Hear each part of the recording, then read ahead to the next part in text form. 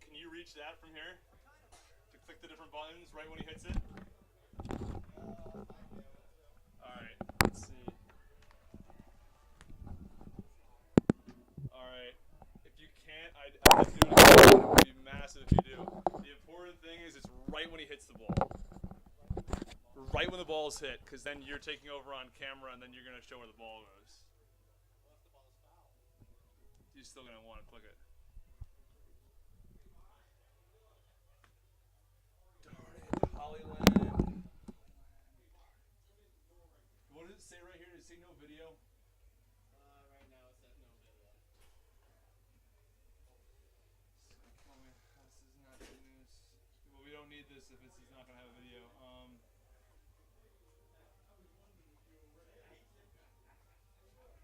Is Amanda here?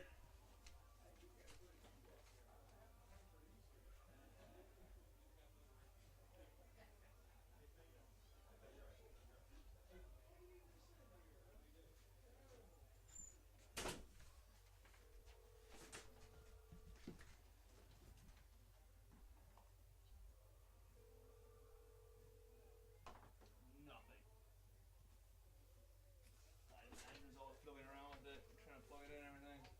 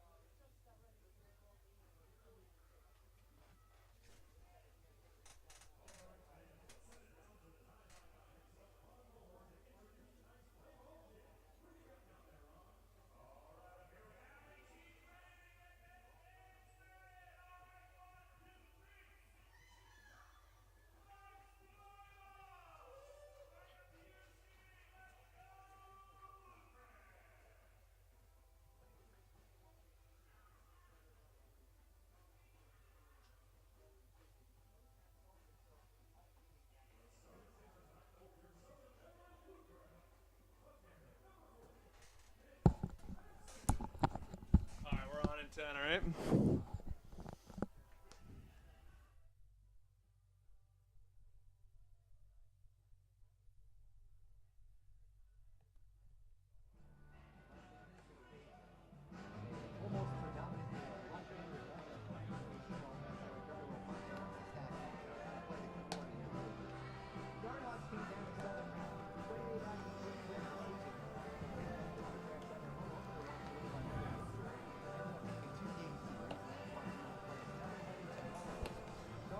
Oh, we welcome you to baseball from Regency Furniture Stadium in Waldorf, Maryland, as the Southern Maryland Blue Crabs look to keep their winning ways going as they take on the Staten Island FerryHawks. Austin Rooney, happy to have you with us for tonight's broadcast. It's Mitch Lamson who will take the mound for the Blue Crabs, taking on the Staten Island FerryHawks. The Blue Crabs first in the North Division. The FerryHawks are last in the North Division.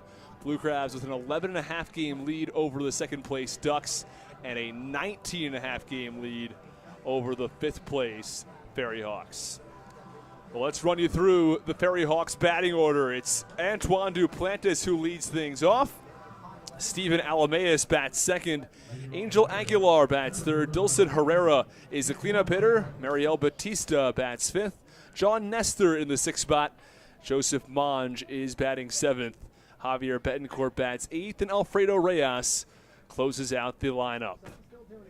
Here is Antoine Duplantis.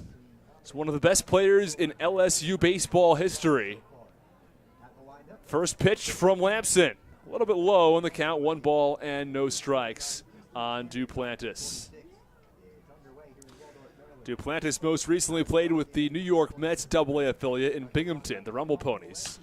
1-0 pitch, swinging a line drive, left center field. The bit drops for a base hit. Collier over to field that ball on 3 hops, and he tosses into the infield.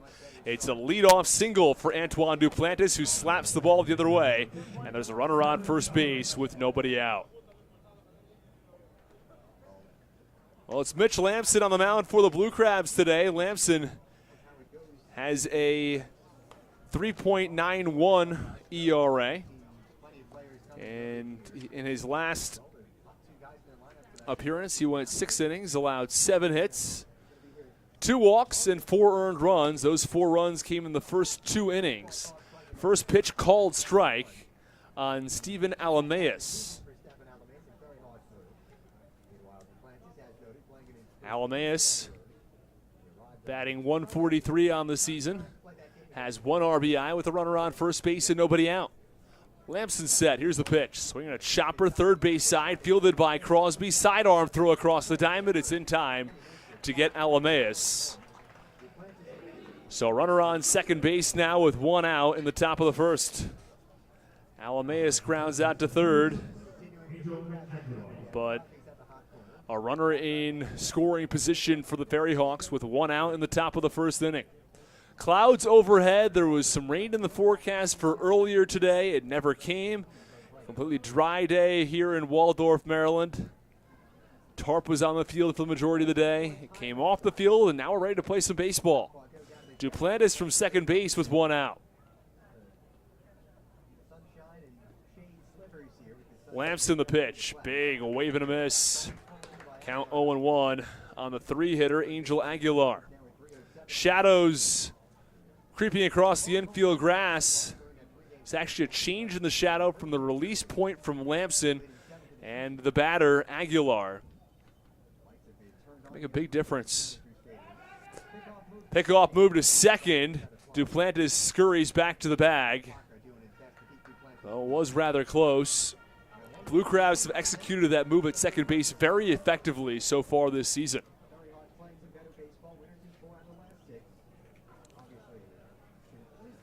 2 starts ago, Lamson had his best stuff of the year. Complete game, allowed just 1 earned run. Here's the pitch, swinging a high fly ball, deep left field, back to the warning track at the wall. It is gone. 2-run shot from Angel Aguilar as he goes deep to the picnic deck in left field over the mini monster. And the FerryHawks have a 2-0 lead in the top of the first inning. That ball just kept on traveling down that left field side. Walker turned around. He watched it fly. He knew there was no chance that one was staying in the yard. Well, after Lampson allowed a leadoff single the other way, he earned a ground out to third, but a 2-run blast from Angel Aguilar has given the FerryHawks a 2-0 lead. That brings Dilson Herrera to the plate. First pitch at the knees for a called strike, and the count, no balls and 1 strike on the righty. Lefty-righty matchup. Herrera will be followed by Mariel Bautista. Pitch, swinging a high pop-up foul. First base side, going to get into the seats. And count, no balls and 1 strike. We're glad you decided to join us on a Tuesday evening in Waldorf. The Blue Crabs are trailing the FerryHawks 2-0. Pitch, that's upstairs. The count, 1 ball and 1 strike.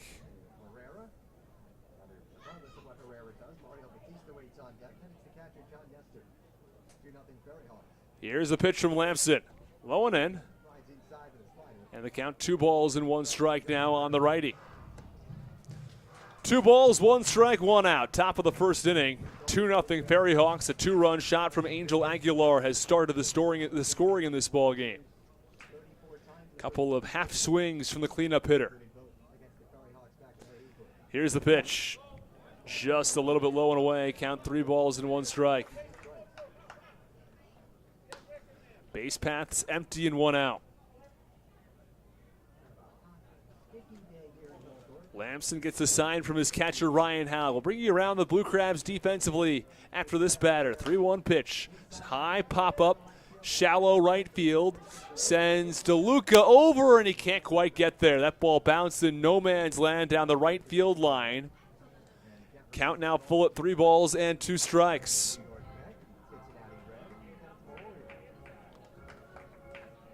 Well, Blue Crabs just had another player from their 2019 team make his Major League Baseball debut. Michael Kelly was picked up in 2021, played in AA and AAA, and this year in AAA as the 3-2 pitch, swing and a miss, struck him out. Lampson gets Dilson Herrera on strikes, and there are 2 away.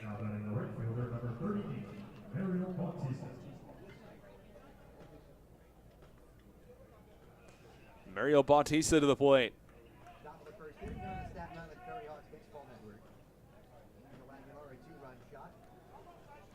2-0 FerryHawks came from a 2-run home run off the bat of Angel Aguilar. First pitch breaking ball from Lampson, but it swung on and missed from Mariel Bautista. He followed by John Nestor, the catcher, if necessary.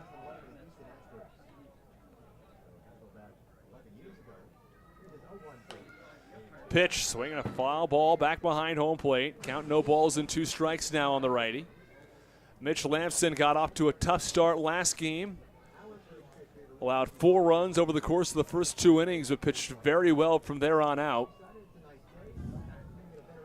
Here in the first, he's found himself with some more issues. 0-2 pitch, that's well outside to the right-handed hitter, Mariel Bautista. The count, 1 ball and 2 strikes on the righty. Not much wind in tonight's ball game. 0-2 pitch, fastball, swing and a miss, strike 3. Well, the Blue Crabs pitcher Mitch Lampson goes upstairs on Mariel Bautista, who swings it through it, and that ends the top of the first inning. FerryHawks scored 2 runs on 2 hits at the end of the top of the first inning. It's 2-0 FerryHawks. Blue Crabs coming to bat when we come back on the Hometown Real Estate Broadcast Network.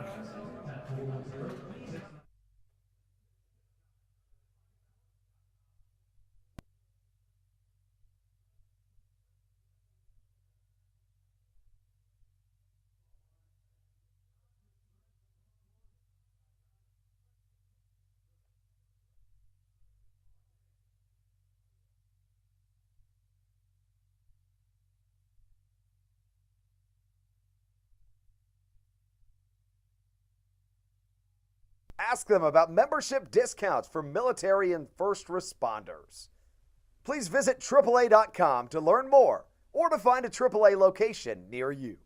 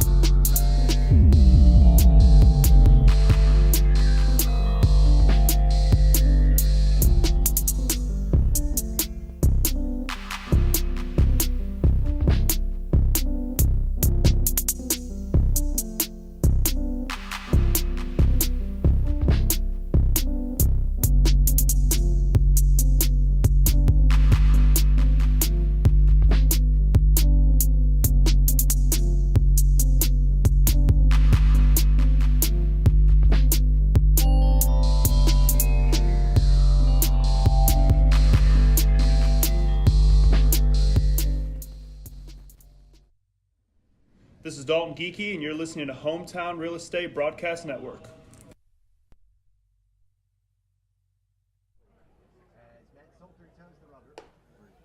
And the first pitch from Matt Solter is a little bit outside for ball one. Back in the bottom of the first inning, it's 2-0 FerryHawks. As Matt Solter takes the mound. Best numbers on this team from a pitching staff perspective as the 1-0 pitch is low in the count. 2 balls and no strikes. 2-0 FerryHawks lead. They scored 2 runs on a 2-run shot from Angel Aguilar back in the top of the first inning. It's Braxton Lee, the leadoff hitter for the Blue Crabs today. This one, swinging a ground ball, shortstop. Great play by Reyes. He can't get it out of his glove. It was going to be a really tough play at first base. And there's a runner on first with nobody out. Braxton Lee hit well yesterday, was 3 for 6. And follows it up with a single here to lead things off in the top of the first inning. Brings up the red-hot Michael Wolanski, who's hitting .360 ever since he joined the Blue Crabs. The Blue Crabs have been looking for a middle infielder to solve that hole in the middle infield for a while. And I think they may have found one in Wolanski based on the way he's hitting recently. First pitch low, but it swung on and missed from Wolanski in the count 0-1. Bottom of the first inning. And there's a runner on first base and nobody out. Solter. Here's the pitch. Clips the outside corner. And the count, no balls and 2 strikes quickly on the righty.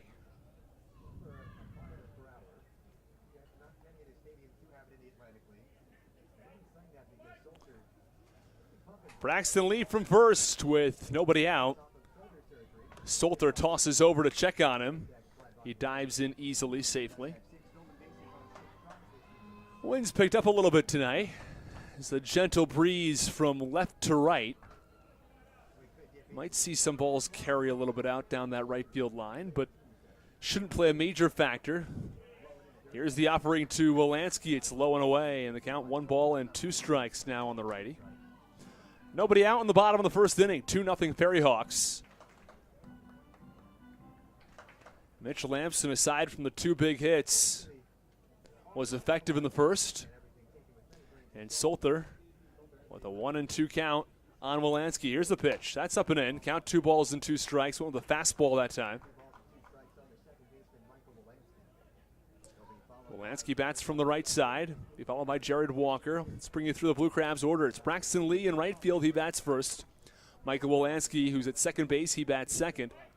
Batting third, it is the left fielder, Jared Walker. The cleanup hitter is the designated hitter, David Harris. 2-2 pitch, swinging a ground ball towards short, could be 2. Reyes the second for 1. Back on to first, the double play. They go 6, 4, 3, and they're 2 away in the bottom of the first inning. So a very routine 6-4-3 double play turned by the Staten Island FerryHawks, about as simple as they come, as Jared Walker will step in from the left side.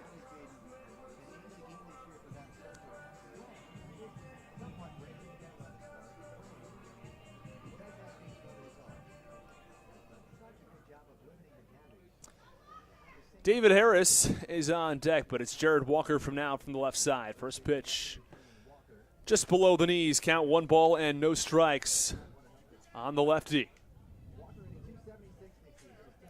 Matt Solter comes into this one with a 1-4 record, with the ERA at 2.38. Came off a strong start his last time out. 1-0 pitch. That's low and away. Count 2 balls and no strikes on the lefty. Solter went 5 innings, allowed 6 hits, 2 earned runs, and no walks. He struck out 3. 2-0. Called strike on the inside corner. And the count 2 balls and 1 strike. Walker hit his 10th home run of the season in his last game against the Charleston Dirty Birds. Solter set. 2-1. Swinging a chopper off the inside of his right foot. And the count 2 balls and 2 strikes. 2 balls, 2 strikes, 2 outs. Bottom of the first inning, and it's a 2-0 FerryHawks lead. Both runs scored in the top of the first, thanks to Angel Aguilar, who went deep over the mini monster with 1 out in the top of the first inning. After a leadoff single from Braxton Lee, it's a double play ball from Michael Wolanski, and the base paths are empty with 2 outs. Slight shift on Walker. 2-2 is inside. Count 3 balls and 2 strikes.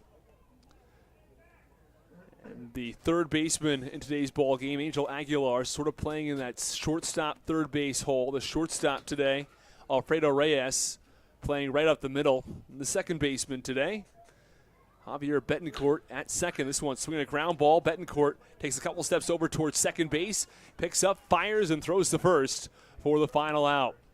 Well, the Blue Crabs go down 1-2-3 unconventionally. A single from Lee and a double play ball from Michael Wolanski, and we're finished with 1 inning of play. It's the FerryHawks who lead it 2-0. We go to the top of the second when we come back.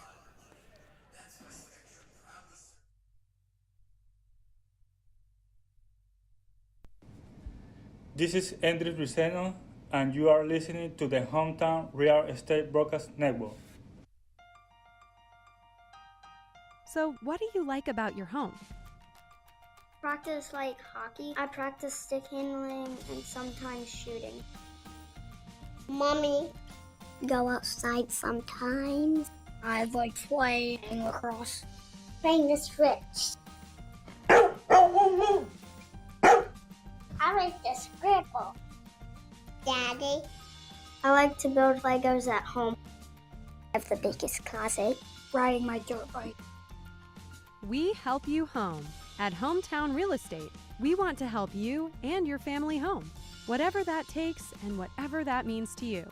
Give us a call at 888-225-2736 or online at helpyouhomebluecrabs.com.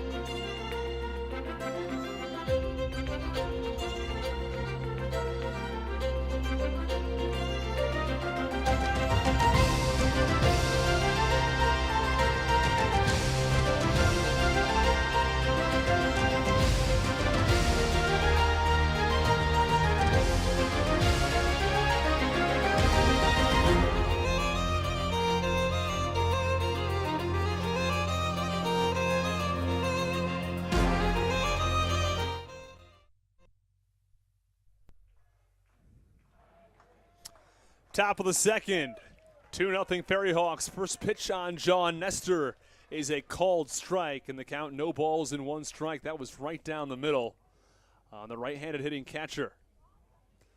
0-1 from Lamson. A little bit up and away, check swing, and Nestor held up, and the count 1 ball and 1 strike now. It's the FerryHawks 2 and the Blue Crabs nothing on a beautiful Tuesday evening. 1-1 pitch. Called strike on the outer half, and the count 1 ball and 2 strikes now. 2-0 FerryHawks. Those 2 runs came thanks to Angel Aguilar. 2-run shot over the mini monster back in the first. 1-2. Check swing. He held up. They motioned down to first base. And the call is no swing.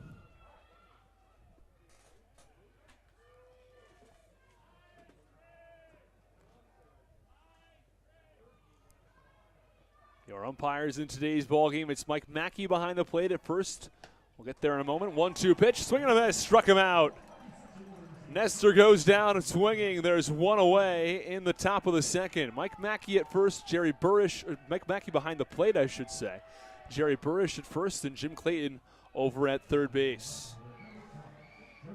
Well, the sun has really come out here.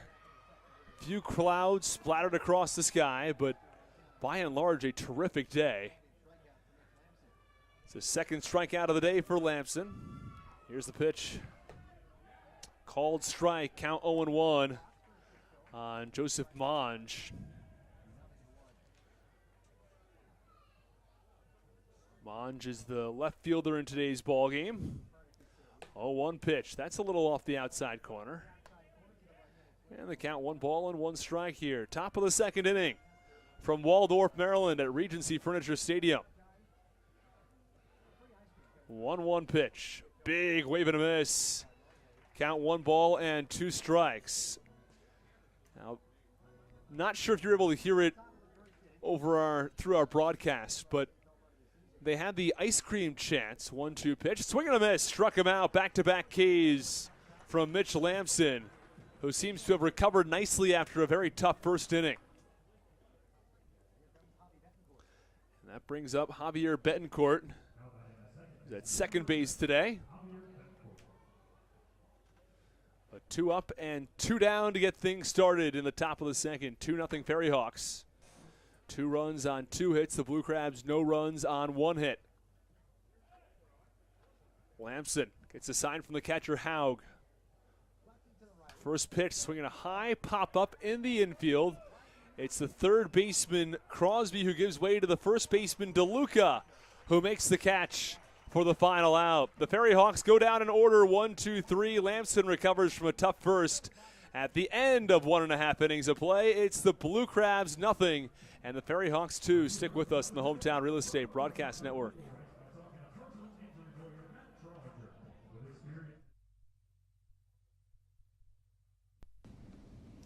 This is Patrick Baker, and you're listening to the Hometown Real Estate Broadcast Network. American Radiology is the clear choice for all of your medical imaging needs. With locations in Charles and Calvert counties, they offer a full range of imaging services. Some of their latest innovations included 3D mammography and wide-open MRIs for our claustrophobic patients.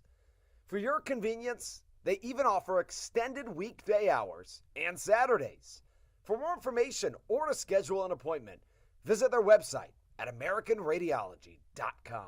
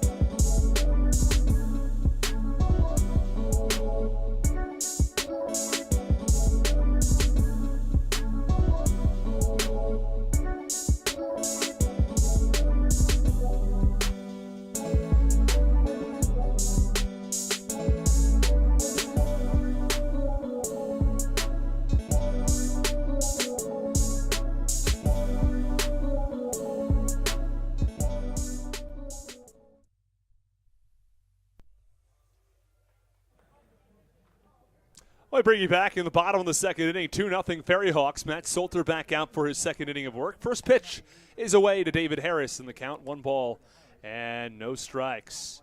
Well, a very quick inning in the top of the second for Mitch Lamson, retired the FerryHawks in order.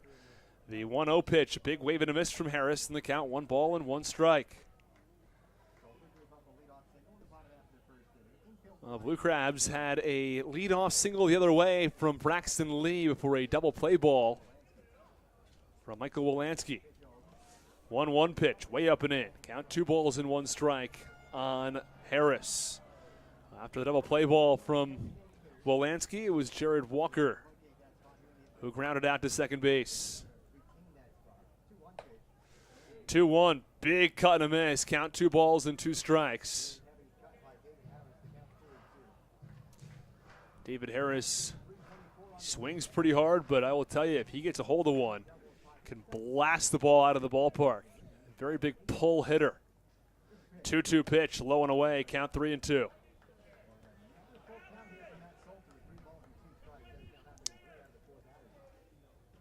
Flag continues to wave out in right center. 3-2 pitch. That's low and away. Count. That's a walk now for David Harris. And he reaches second base run of the day for the Blue Crabs. Runner on first with nobody out. Second base runner, and it's a second leadoff base runner as well, as Braxton Lee reached to start the first inning. Here is Alex Crosby, followed by Zach Collier and Joe DeLuca. We'll bring you through the entire Blue Crabs order. It's Braxton Lee, who's the leadoff man today. He's in right field. Michael Wolanski bats second. He's at second base. Jared Walker bats third. He's in left field. David Harris is the cleanup hitter and the designated hitter.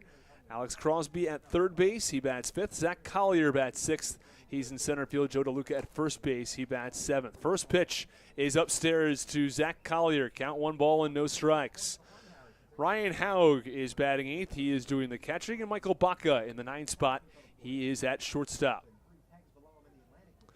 1-0 pitch. Called strike, and the count 1 ball and 1 strike. It's hard to get a player more consistent than Alex Crosby. Something we've harped on during the broadcast for quite some time, but it's with good reason. Solter set. Tosses over to first base to check on Matt Harris, but he dives in safely. Crosby just started a new 3-game hitting streak. That's after his 10-game hitting streak was most recently snapped. Was 3 for 5 against Charleston. 2 runs scored, 2 RBIs. 1-1, swinging a high fly ball, deep right field. If it's fair, it's gone. That ball is a home run. Alex Crosby goes deep for just the 3rd time this season. A 2-run shot over the wall in right. And just like that, this ball game is tied. It was a 2-run shot that gave the FerryHawks the lead in the top of the first, and Alex Crosby's 2-run blast that's tied the game for the Blue Crabs in the bottom of the 2nd inning. He goes deep to right over the wall in right field. It's a deep wall as well. It juts out from 325 to right around 350, and Crosby ripped a line drive over the wall in right field to tie this game at 2. That brings up Zach Collier. Collier had an outstanding game in Game 3 of the series against Charleston. That's low and in. Count 1 ball and no strikes on Collier. Hit 2 home runs and was 3 for 6. Drove in 5 RBIs. And Collier has seen his batting average climb to 240. Solter set. Pitch, swinging a ground ball foul, first base side. Count 1 ball and 1 strike.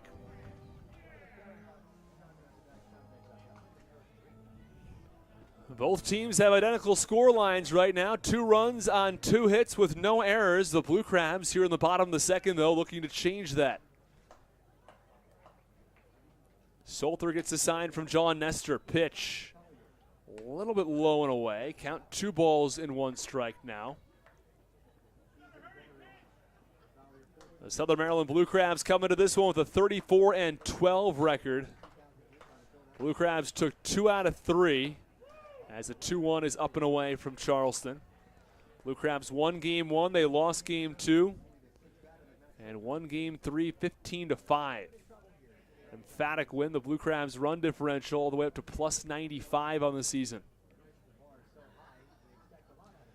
3-1. That's away. It's ball 4. And after a 2-run home run from Alex Crosby, Zach Collier has reached via a walk, and the Blue Crabs still have something going. In the bottom of the 2nd inning, it brings up Joe DeLuca. Joe DeLuca, the only player in Sunday's game who did not get a hit. He was 0 for 5 with 2 strikeouts. His batting average dropped from 339 to 304. Takes a check swing and steps back in. Joe DeLuca played with the Cincinnati Reds organization for parts of this season. Played an A-ball and AAA. First pitch called strike, knee high in the count. No balls and 1 strike.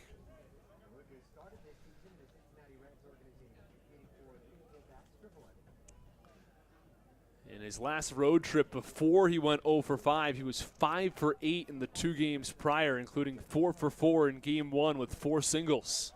0-1 pitch, runner goes, throw down to second in time. They got him. Terrific throw from John Nestor, a strong tag from Alfredo Reyes, and Collier is caught stealing, and there's one away in the bottom of the 2nd inning. The pitch was low, and the count 1 ball and 1 strike now on Joe DeLuca. But the Blue Crabs trying to get another runner in scoring position with nobody out. Base paths are now empty with 1 out. The 1-1 pitch from Salter. Fouled away, back to the netting behind home plate. Count 1-2. Bottom of the 2nd inning, a 2-2 ball game between the Blue Crabs and the FerryHawks. A 2-run shot in the top of the 1st for Staten Island, and the Blue Crabs responded with 2 runs in the bottom of the 2nd. A 2-run home run from Alex Crosby, just his 3rd homer of the season. Count 1-2 on DeLuca. Here's the pitch, up and in. Count 2 balls and 2 strikes.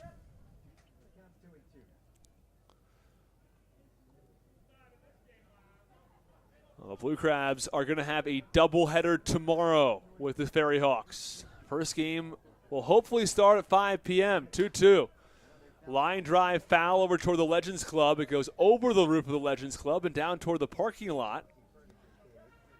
One of the few balls that makes it out into the parking lot.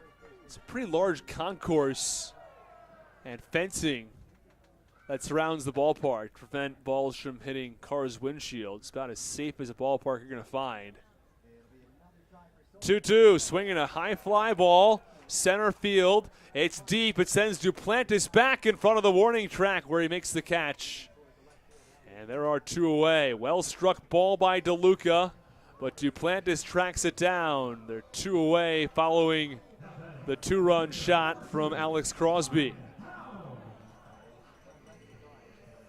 That brings up today's catcher, Ryan Haug. Ryan Haug batting .329 on the season. He was hitting nearly .400 just over 2 weeks ago when the Blue Crabs were playing York. His batting average actually peaked over .400 briefly before falling back into the 390s. It's now down in the 320s. He was 0 for 5 in their last road series. First pitch is away. Count 1 ball and no strikes now on the righty Haug. Bottom of the 2nd inning. This ball game all even at 2. Here's the 1-0 pitch. Called strike, belt high. Count 1 ball and 1 strike. Haug will be followed by Michael Baca if necessary, the 9-hitter, before we go back to the top of the order. This is about as balanced of a Blue Crabs order as you're going to find. When Braxton Lee's hitting in that one spot, 1-1 pitch, or one, and that's it's a swinging strike, I should say. Count 1 ball and 2 strikes now. But when you've got Braxton Lee in the leadoff spot, Michael Wolanski batting second. In the back of the order looks like DeLuca, Haug, and Baca. It's the strongest order the Blue Crabs are going to have at the plate. 1-2, called strike 3. Thigh high right down the middle. And Haug looks at it for strike 3, which ends the bottom of the 2nd inning. The first 2 batters reached. It was a David Harris single and a 2-run shot from Crosby, but from there on out, Matt Salter settled down and retired the Blue Crabs in order. It's 2-2 at the end of 2. We go to the top of the 3rd inning. You're listening to Blue Crabs Baseball on the Hometown Real Estate Broadcast Network.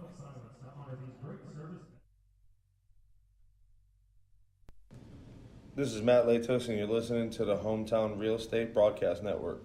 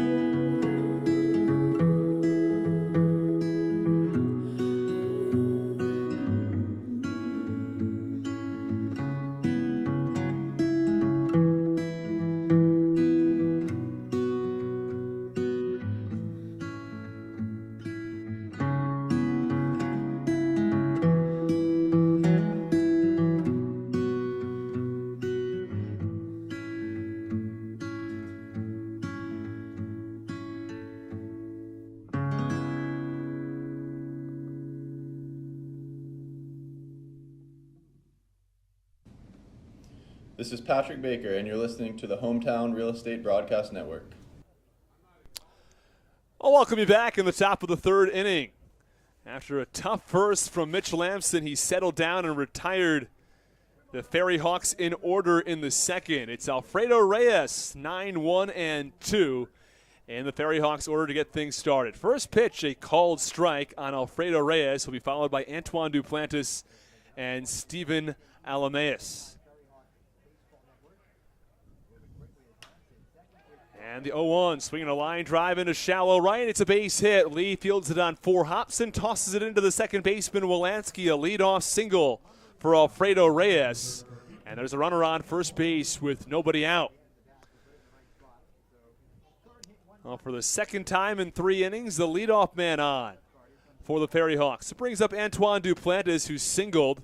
Came around to score on the 2-run shot from Angel Aguilar back in the first inning. Lamson tosses over to first base and sends Reyes back to the bag. We're glad you've decided to join us for what is a terrific evening in the middle of June. Lamson looks back to first, now fires, pitches inside. And the count, 1 ball and 1 strike. Or 1 ball and no strikes, I should say, on Duplantis. It's the third FerryHawks hit from Alfredo Reyes. 1-0 pitch, just below the knees, count 2-0. If you're wondering how deep Lamson might be willing to go in this start, well, pretty deep probably. If he's got his stuff going tonight, and I think the second inning was a pretty good indication that he does, do not be surprised if he goes significantly over 100 pitches. 2-0 pitch, cut on and foul back to the backstop, and the count 2 balls and 2 strikes. 2 balls and 1 strike, I should say. He played his college ball at LSU, was one of the best players in LSU baseball history. But he was also with the Harwich Mariners in the summers of 2016 and 2017, where I broadcasted for him in 2017. 2-1. Blooper to shallow center. It's going to drop in front of Zach Collier. Runners go first to third. It's Reyes on third. It's Duplantis on first. Back-to-back hits to get things started for Antoine Duplantis. And the runners on first and third with nobody out. Mitch Lamson has found himself in trouble. And the top of the order coming back to the plate for Staten Island. Steven Alameus hitting just 125. Be interesting to see the Blue Crabs defense here in the top of the third. For now, it appears they're all playing back. I would imagine that it's a double play ball if it's hit to the infield, or that's at least the move. They're willing to surrender the run for a pair of outs. Pitch from Lamson, called strike on the inside corner. Alameus not a huge fan of it as he looks back to the home plate umpire, Mike Mackey. No balls and 1 strike in the top of the third. 2-2 ball game from the Reg in Waldorf. Lamson, the pitch, away, count 1-1. Lamson went 131 pitches against Lancaster 2 starts ago. His last outing, he went 100 pitches over 6 innings. Stan Clyburn exits the dugout. I think he's just going to fix something over by the railing. 1-1 pitch, swung on and fouled back. Count 1 ball and 2 strikes now on the righty Steven Alameus.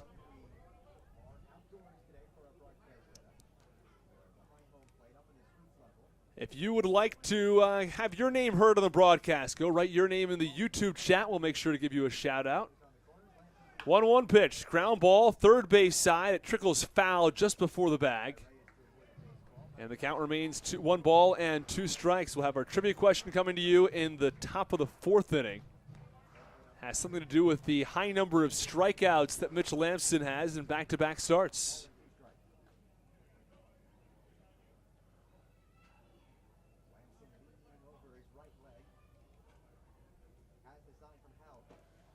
1-2 pitch. Swing and a miss. Struck him out. Runner goes. Throw to second's going to be in time. It's a strike him out, throw him out, double play. Meanwhile, from third, it's Alfredo Reyes who comes home. And the FerryHawks pull off the stolen base, caught stealing move to steal home. And it's a 3-2 lead for Staten Island. The Blue Crabs are willing to trade the out with the run as Angel Aguilar comes to the plate. I think it's a deal that the FerryHawks clearly were willing to accept. And I'm not sure Haug thought that there was gonna be that throw back to, or the play back at the plate. Either way, it's a successful move for Staten Island. They pick up the third run of the ball game. A lot of times what you'll see is the pitcher, in this case, Mitch Lamson, cut that ball off before it goes to second base, and then the runner at third base be caught between third and home. 1-0 pitch. It's a called strike outside corner on Angel Aguilar, who went deep to left field for a 2-run home run back in the first. 2 outs, nobody on. And the 1-1 is popped up foul behind home plate. Count 1 ball and 2 strikes now on the righty.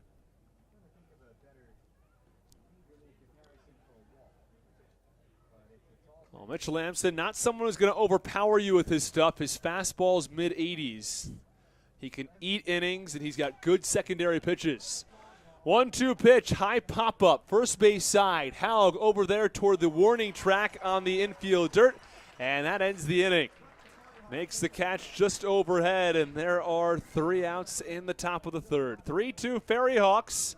They take the lead on a throw down to second base when Reyes came home to score from third. It's 3-2 FerryHawks. We go to the bottom of the third inning. You're listening to Blue Crabs Baseball on the Hometown Real Estate Broadcast Network.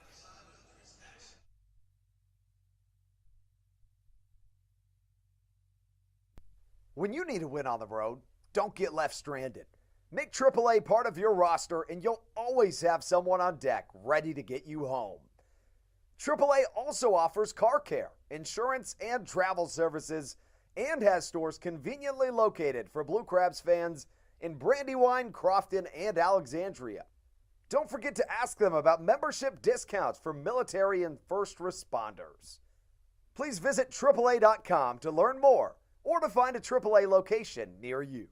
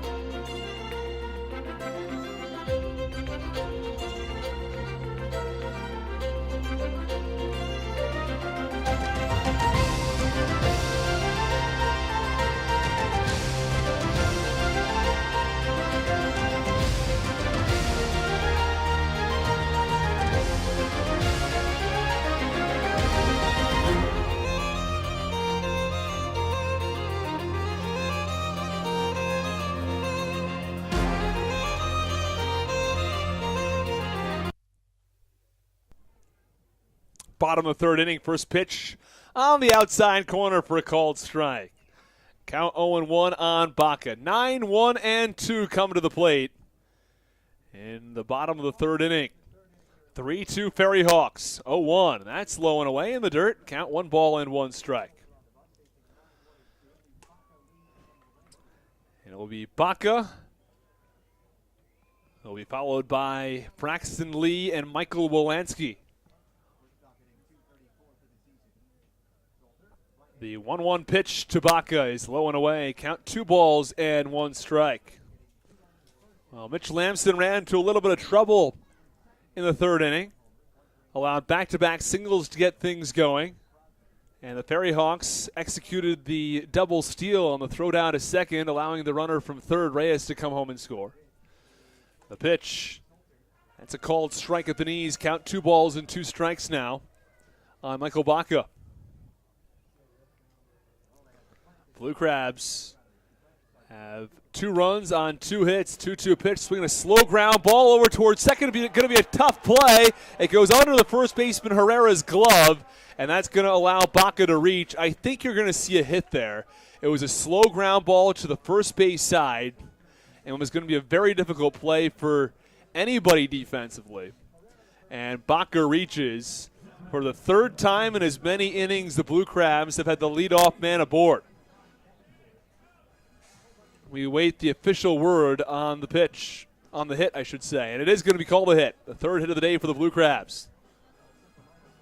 And I'm getting a question here from Austin Rice in our YouTube chat. He said, question to Austin. Austin, have you seen Jurassic World Dominion? I have not. I saw the first 2 Jurassic Worlds. You know, at some point, there are too many of the movies. And now Braxton Lee bunts. It's right back to the pitcher, Solter. He's got 1 play. It's at first base. And he tosses over to first in time. A sacrifice bunt for Braxton Lee. And there's a runner on second with 1 out. Interesting decision for Lee. Lee's got a lot of speed, but we don't see him take all that many sacrifice bunts. Well, it brings up Michael Wolanski with a runner on second and 1 out.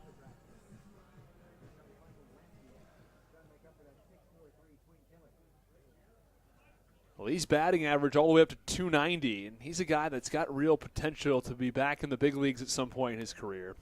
Pitch, swing and a miss from Wolanski, who spent time in AAA last year with the Houston Astros organization. He digs back in, but Braxton Lee played in the major leagues with the Marlins, although it was briefly, and was in AAA all of last season, or virtually all of last season. 0-1.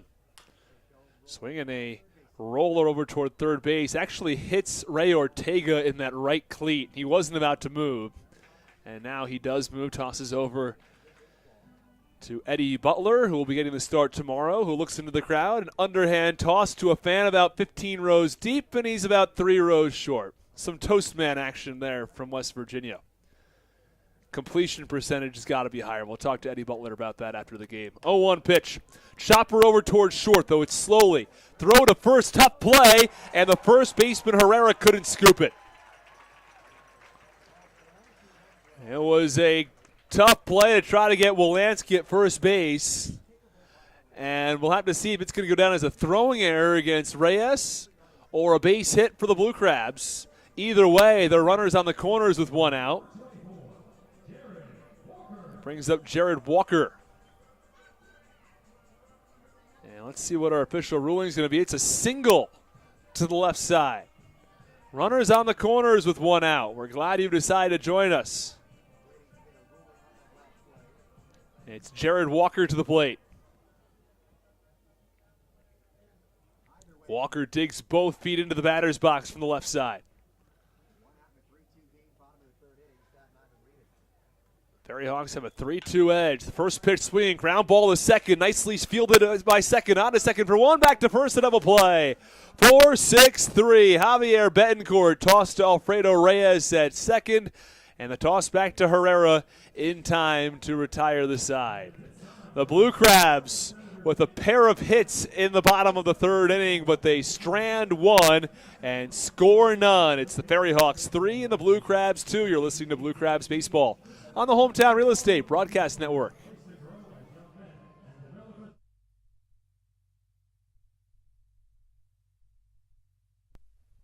All Pawn is Southern Maryland's premier pawn shop and is the official pawn shop of the Southern Maryland Blue Crabs. Stop by and say hello today. They've been a part of the Southern Maryland community for 18 years. If you need some cash to hold you over, or if you're just doing some spring cleaning and want to clear some stuff out, please bring it by All Pawn and let them make you an offer. If you have broken jewelry or some that you just don't want anymore, please bring it by and they'll pay you more than anyone in the Tri-County area.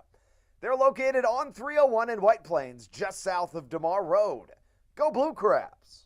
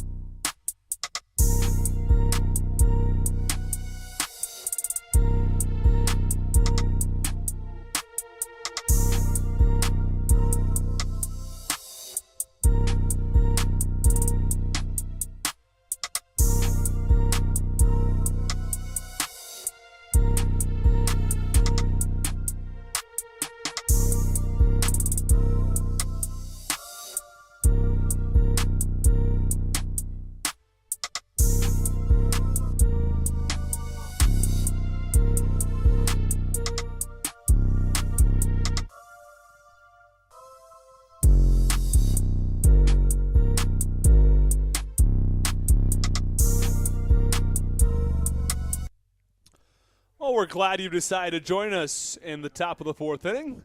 The FerryHawks lead the Blue Crabs 3-2. Mitch Lamson back out for his fourth inning. The first pitch is a called strike on Denson Herrera. Count no balls and one strike on the righty. The 0-1 pitch on the inside corner. Count 0-2. We've got our trivia question coming up for you here in the fourth inning. Trivia question will be right before the start of the third batter of the inning, so stay tuned for that.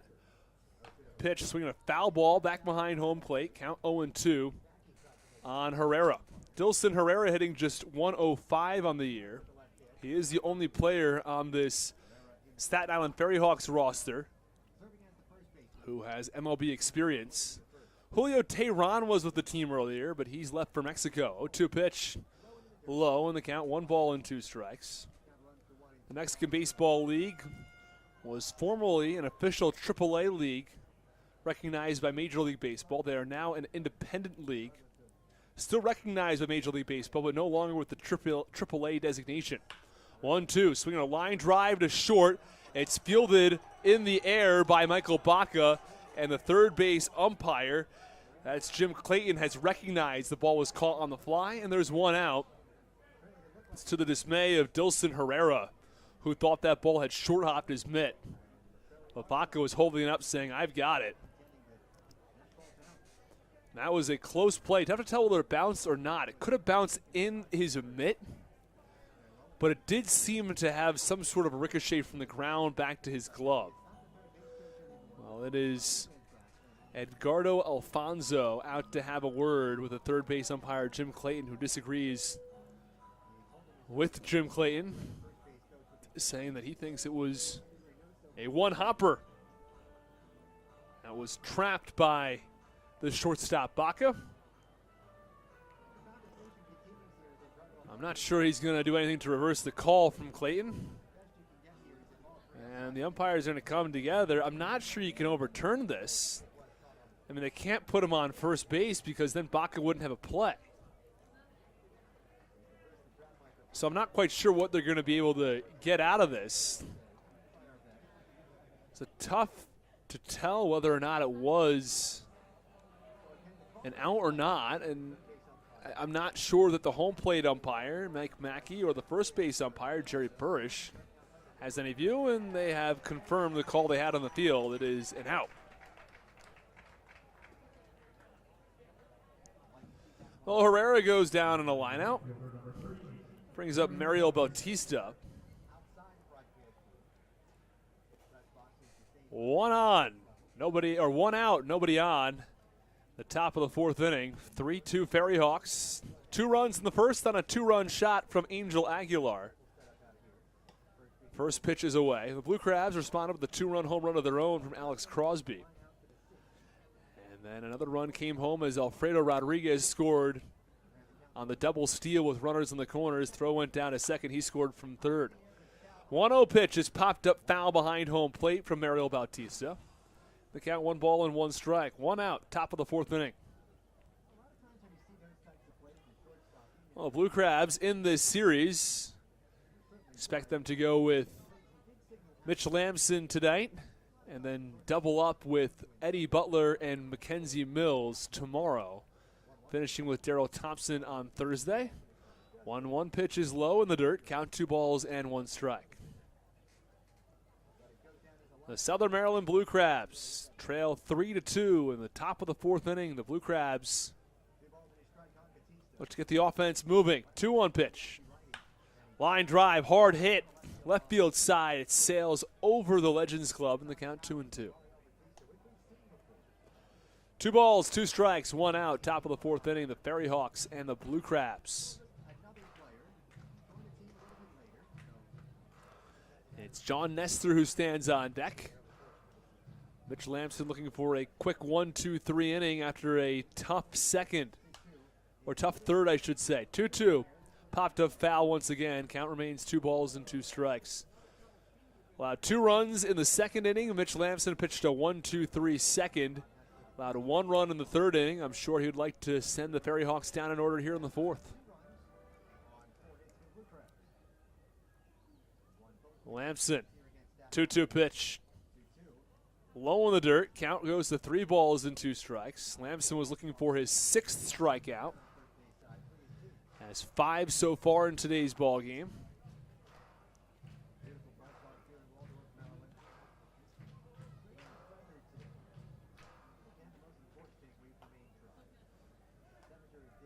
Three-two count on Mario Bautista.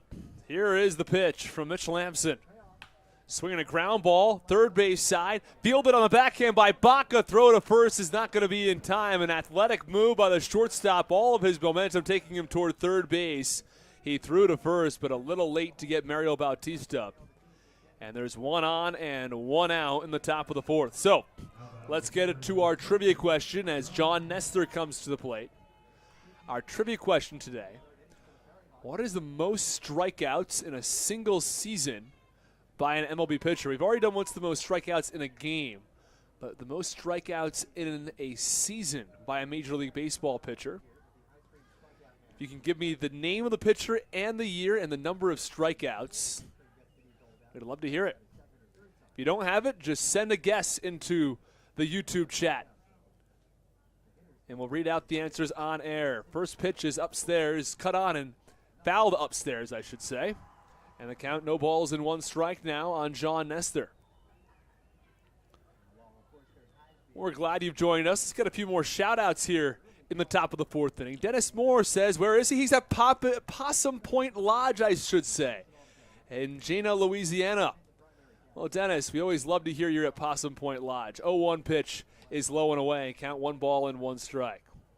The question has to be, Dennis, are there possums, and a large number of them, at Possum Point Lodge? And is it opossum, is it a possum, or just possum? Score is 3-2 FerryHawks. I beg your pardon for being behind on that. 1-1 pitch, hit high in the air over toward right field. A catch made by Braxton Lee. And he tosses to first base. The runner was going on the play. It's a line into a double play as Mario Bautista was off on the pitch. And John Nestor lines into a double play. That ends the top of the 4th inning. The Blue Crabs trail the FerryHawks 3-2. We go to the bottom of the 4th when we come back.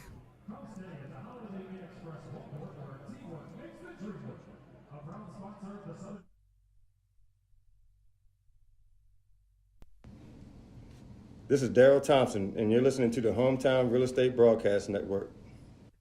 Chick-fil-A of Charles County has been a proud supporter of the Southern Maryland Blue Crabs since their inception in 2008. For years, they have sponsored the Southern Maryland Blue Crabs, America's prisoners of war and missing in action. In between the second inning of each game, there is a moment of silence brought to you by Chick-fil-A. The Southern Maryland Blue Crabs appreciate and respect not only Chick-fil-A, but all of those that have served our great country. The seat that they sponsor was made possible by Chick-fil-A of Charles County. Thank you so much, and visit any of your Charles County Chick-fil-A locations today.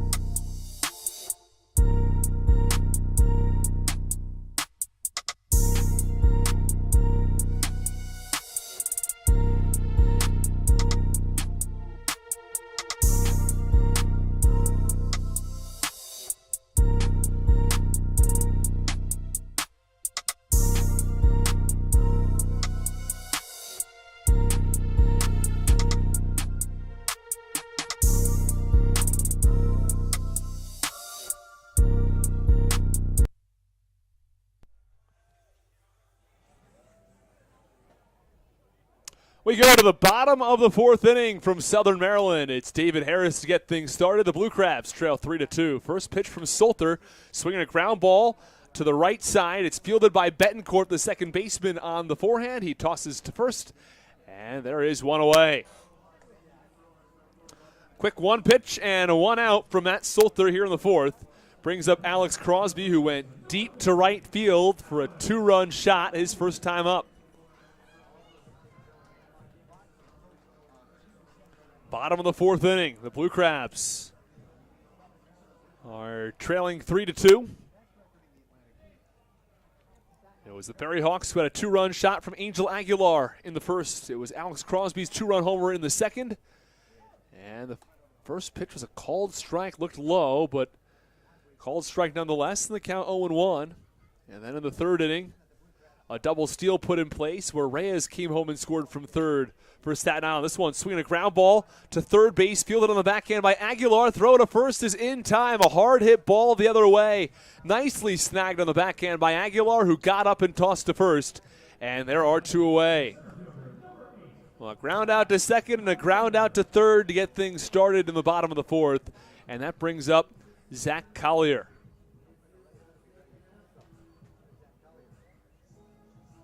Zach Collier reached on a walk back in the second inning, but he was caught stealing. Solter. The pitch, that's low and away. Count 1 ball and no strikes. He's thrown now 52 pitches after that one misses outside and low to Collier. Count 1-0. 2 outs, nobody on. 3-2 Staten Island. We'll reiterate the trivia question after this pitch as the 1-0 pitch is cut out and missed. Most strikeouts in a Major League Baseball season. You might be asking, well, why is that our trivia question today? Well, it's that Mitch Lamson has had terrific days. Last 2 times out in the strikeout department. 13 strikeouts 2 starts ago, 10 in his last outing. 1-1 pitch, big wave and a miss, count 1-2. So what are the most strikeouts in a single season by an MLB pitcher? Write your answers in the YouTube chat. J.C. Moore says, wasn't it like over 500 strikeouts? Says he does not recall a pitcher. Well, that's a guess.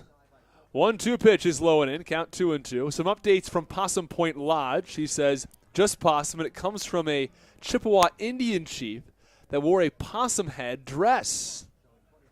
All right, very interesting. You got to love the history and the background that Dennis Moore is providing us with. 2-2.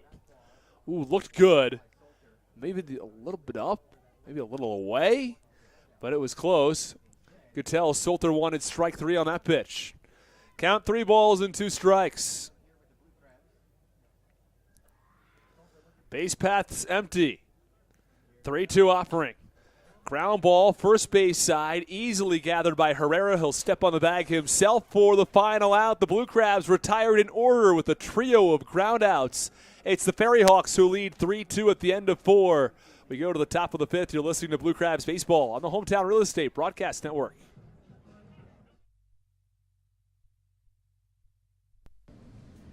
This is Dalton Geeky, and you're listening to Hometown Real Estate Broadcast Network.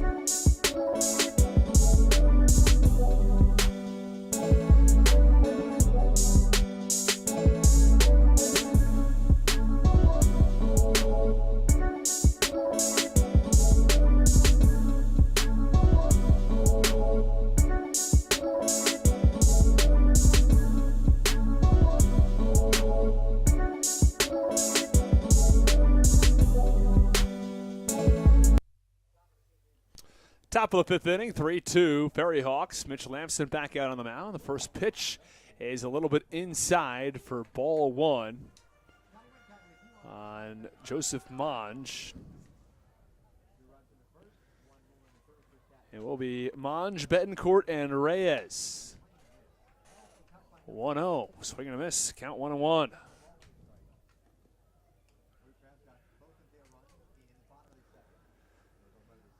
Top of the fifth inning. 1 ball, 1 strike. 3-2 FerryHawks.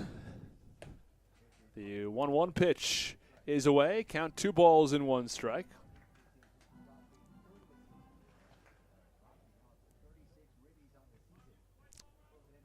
Blue Crabs and FerryHawks traded 2-run home runs, and this was a 2-1 pitch. Bunt down the third base side. It's a perfect bunt from Joseph Monge.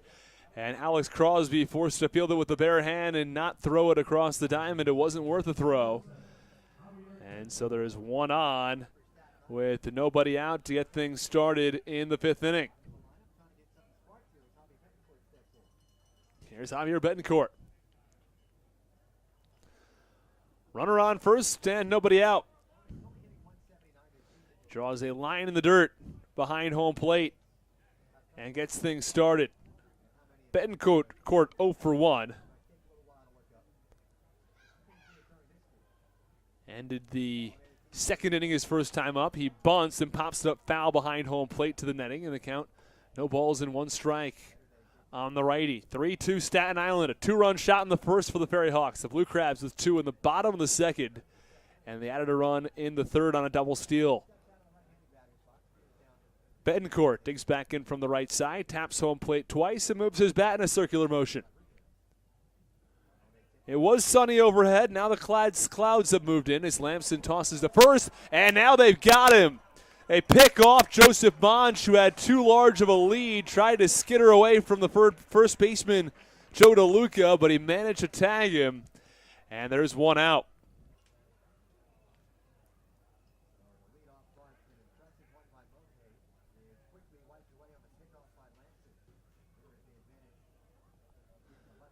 One on and nobody out. Count, no balls and no strikes on Javier Betancourt. The pitch, big wave and a miss. This count actually is 0-2. There was a foul bunt from Betancourt for the first strikes. Now the count 0-2. No balls and 2 strikes. 0-2 pitch from Lamson. Cut on, fouled off, first base side. And count remains 0-2. We've got some answers here on our YouTube chat.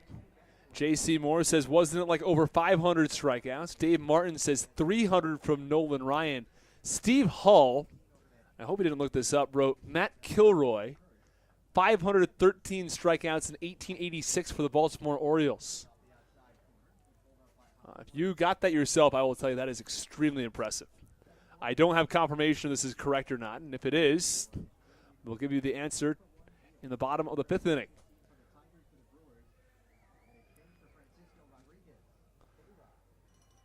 Count 1 ball and 2 strikes on Javier Betancourt. Here's the pitch from Lamson. It's away. And the count 2 balls and 2 strikes. Blue Crabs winners of 2 of their last 3. They have 8 wins in their last 10 tries. But Staten Island has a 3-2 lead in the top of the fifth. The Blue Crabs 17-3 at home. 2-2 popped up behind home plate. Howe gives chase. He runs out of room. Count remains 2 balls and 2 strikes. 1 out in the top of the fifth. Blue Crabs are 17-9 on the road, 17-3 at home. It's been a season to remember, a first half to remember at least for the Blue Crabs. Lamson set. 2-2 pitch to Lamson. Lined back behind home plate, and we'll do it again. The pitch count for Lamson starts to rise as he closes in on 70 pitches. And Mitch Lamson can go much deeper than just 100 pitches in an outing. 2-2. Swinging a high pop-up. Shallow center field. It's the shortstop, Baca, who drifts onto the outfield grass and makes the catch. And there are 2 away. Top of the 5th inning, 2 outs. Lamson can go deeper than even 6 if he goes 100 pitches. No action at all in the Blue Crabs bullpen. He surrendered 3 runs on 6 hits through 4 2/3. More importantly, from Lamson's perspective, he hasn't walked a batter, and that's something that he prides himself on, has very good control. First pitch, that's inside. Count 1 ball and no strikes. On Alfredo Reyes, who's 1 for 1. It's 191. 1-0 pitch. That's in. Count 2 balls and no strikes. Lights on a Tuesday evening.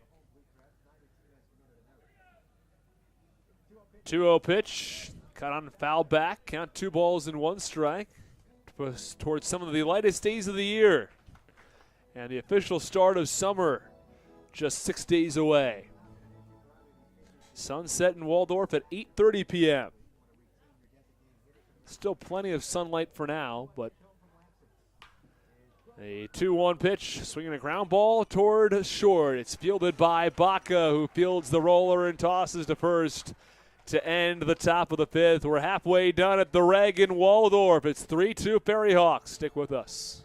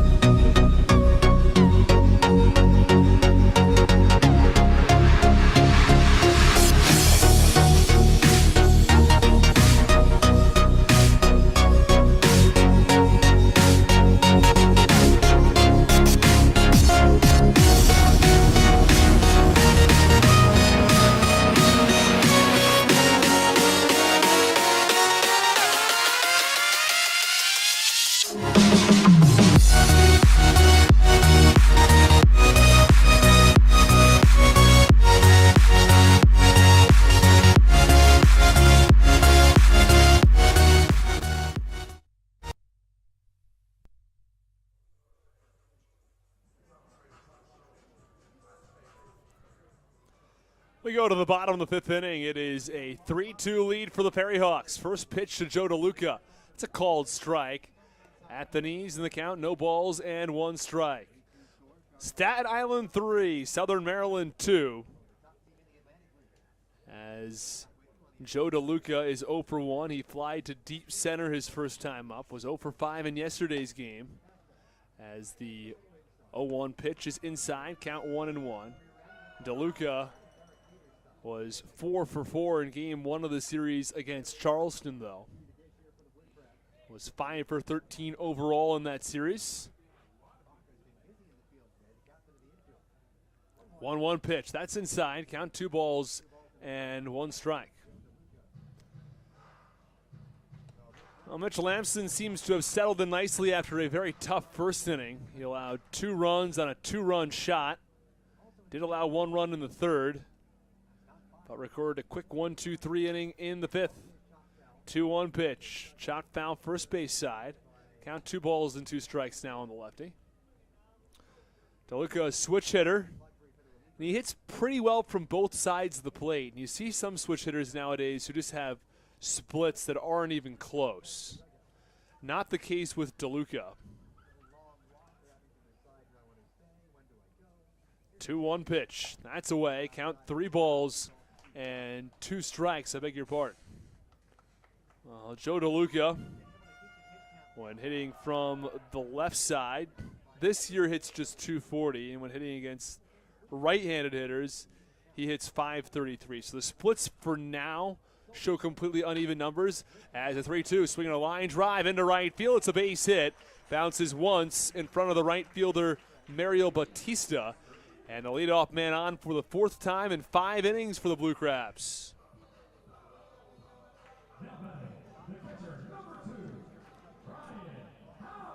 Here comes Ryan Haug to the plate. Haug will be followed by Michael Baca.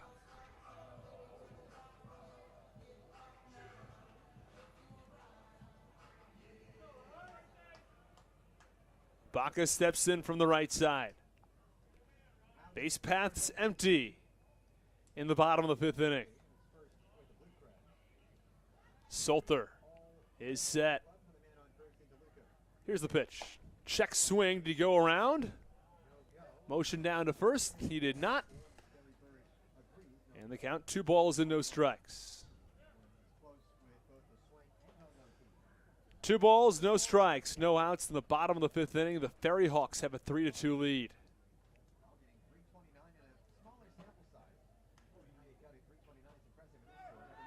Pitch, swinging a high fly ball, left field, I beg your pardon. This one falling fast toward the stands and nearly hit off a fan's back as it hit the railing. He waves to everybody, says he's okay. Might have actually hit him in the back. Either way, the count, 1 ball and 1 strike. Gives everybody a thumbs up, and I think he's got the baseball. He deserves the baseball after that. But he's the only person in what's maybe a 70-seat radius. A lot of fans behind home plate, behind the dugout, but the only one in his section. Way back in the second to last row.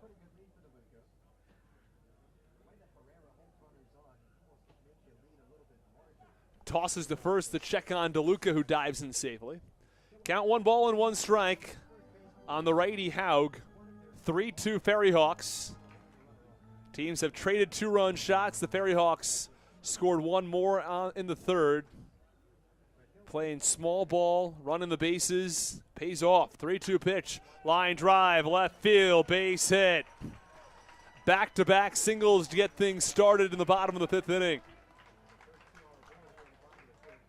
So 2 on and nobody out. Brings up Michael Baca, the answer to our trivia question coming in the top of the 6th inning. Give you all a chance to answer the trivia question.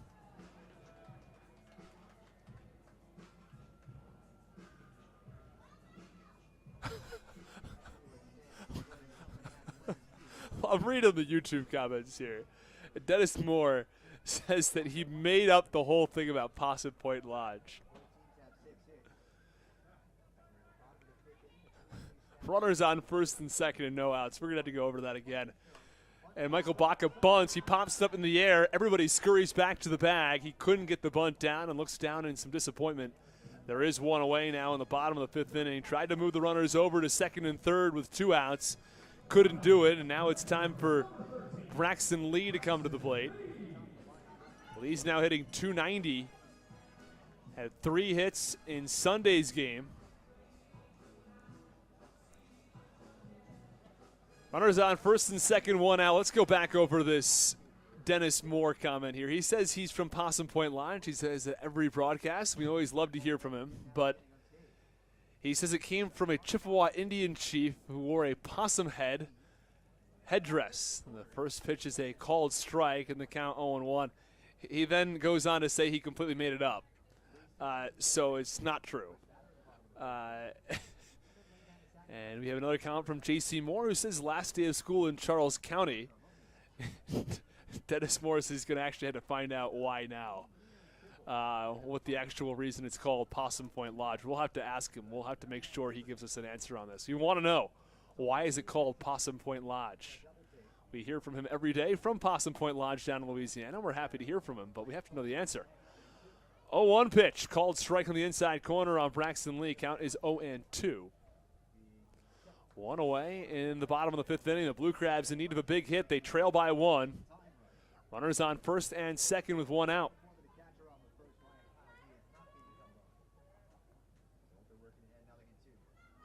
Here's the pitch, swinging a ground ball towards second, could be two. Betancourt to first for one, back on to first, the double play. 4-6-3 to end it.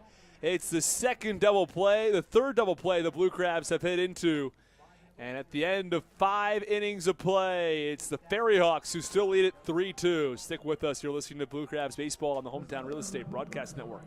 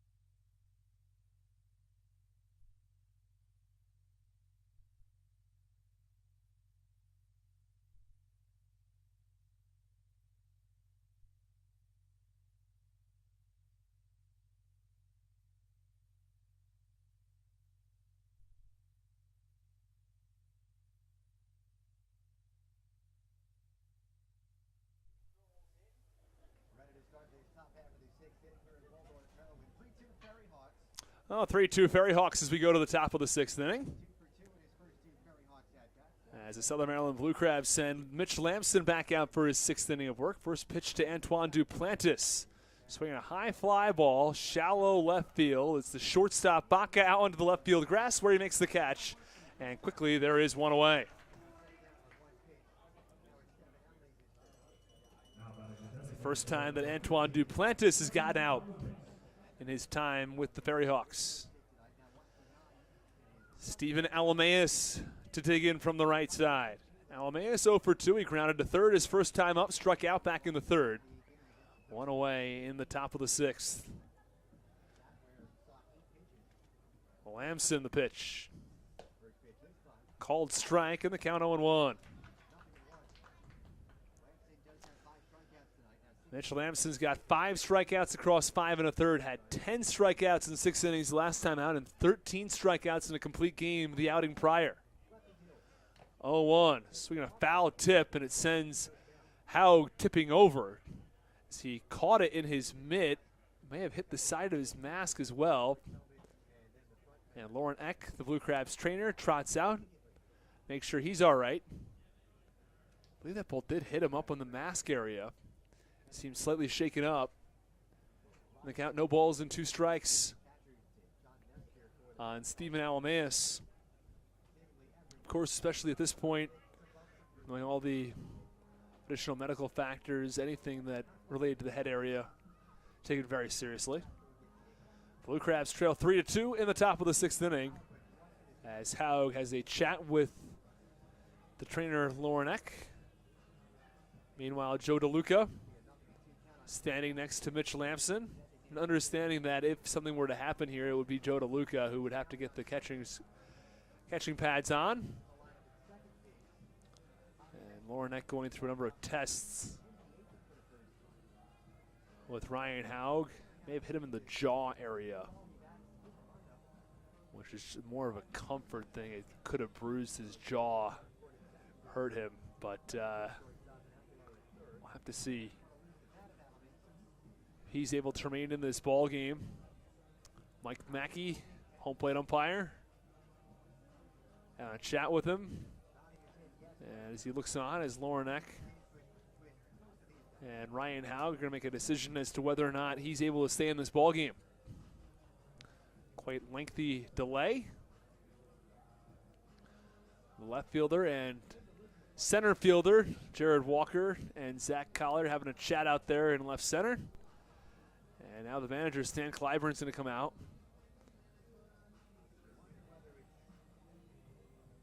And it looks as though he's going to stay in this ball game. End up hitting him in the side of the face, the right jaw area, it appears. And Mitch Lamson now going to walk out from the pitcher's mound back toward home plate. See if there's anything he can do. And this has been a lengthy delay, but Ryan Haug is going to stick with it. 1 out, count, no balls and 2 strikes. 3-2 lead for the FerryHawks. And now he puts his mask on. We should be ready to go. Mitchell Lamson's going to take a few warm-up tosses, probably for his sake partially, and also for the catcher Ryan Haug's case as well.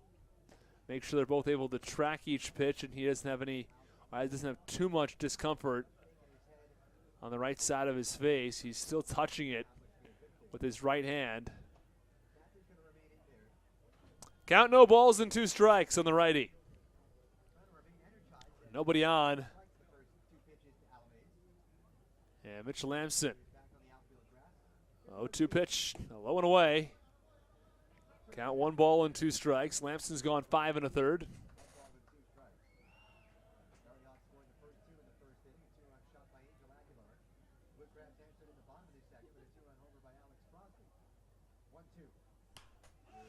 One-two pitch, looping foul ball to the first base side. DeLuca chased after it and then didn't make the play on the ball. The count remains 1-2.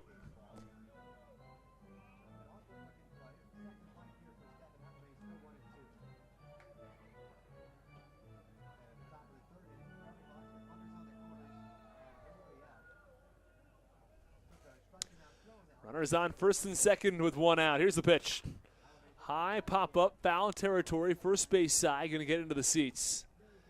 And the count remains 1-2.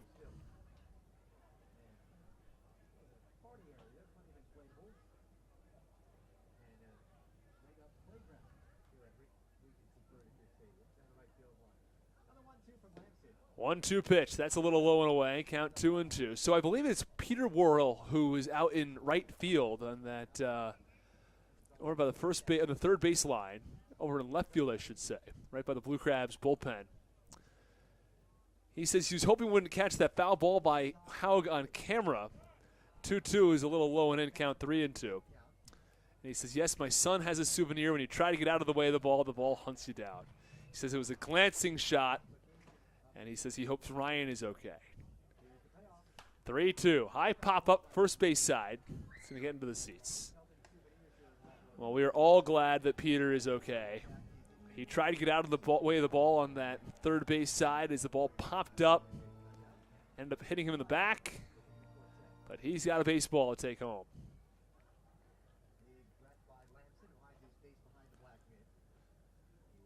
Count 3-2. Here's the pitch from Lamson. Swinging a high fly ball, center field. Collier takes about 10 steps over toward right center, where he makes the catch. head high for the second out, and there are 2 away now in the top of the 6th. The FerryHawks 3, the Blue Crabs 2. We're glad everybody's decided to join us.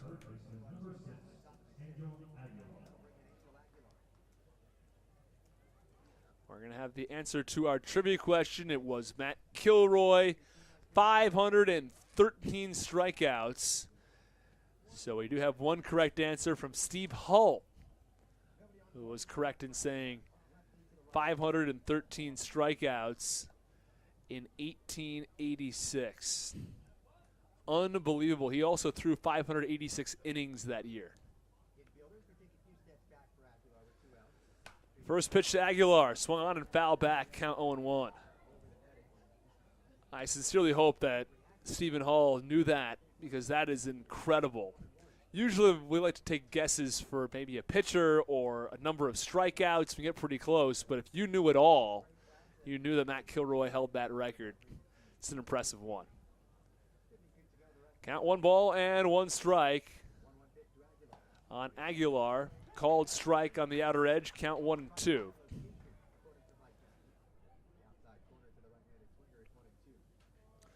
Lamson will get the sign from Ryan Haug, who remains in the game after he was hit up in the mask. 1-2 pitch, looked close, doesn't get the call, a little bit inside on Aguilar. 2 outs in the top of the 6th inning. FerryHawks still lead by 1. Here is the 2-2 pitch. Low into the dirt, count 3-2. As the sun sets on a beautiful evening in Waldorf, Maryland. It was warm, it's been a little sticky, but doesn't get much better than this at this point for baseball.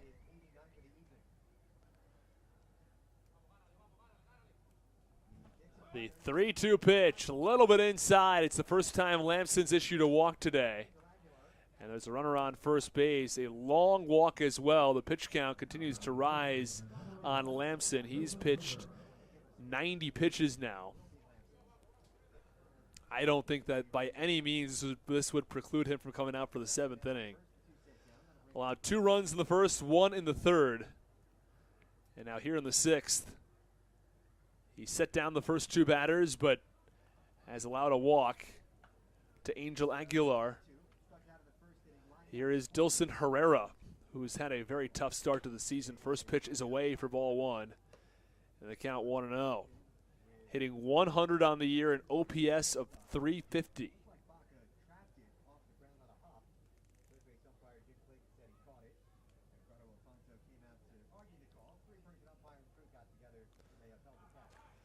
And tossing over to first, Mitch Lamson to check on the runner on first base, Angel Aguilar. Count 1 ball and no strikes. Top of the 6th inning, the FerryHawks still ahead by 1. 3 runs on 6 hits for Staten Island, 2 runs on 6 hits for the Blue Crabs. 1-0, called strike. Count 1 ball and 1 strike now on the righty Dilson Herrera. Lamson puts his foot on the rubber. Gets a sign from Ryan Haug. 1-1 pitch. High fly ball, left center field, not all that deep. It's the center fielder Collier who calls off the left fielder Walker and makes the catch for the final out. Well, the FerryHawks have a walk. They strand 1 at the end of 5.5 innings of play. It's the FerryHawks 3 and the Blue Crabs 2. Southern Maryland looking to get the bats going in the bottom of the 6th. Stick with us.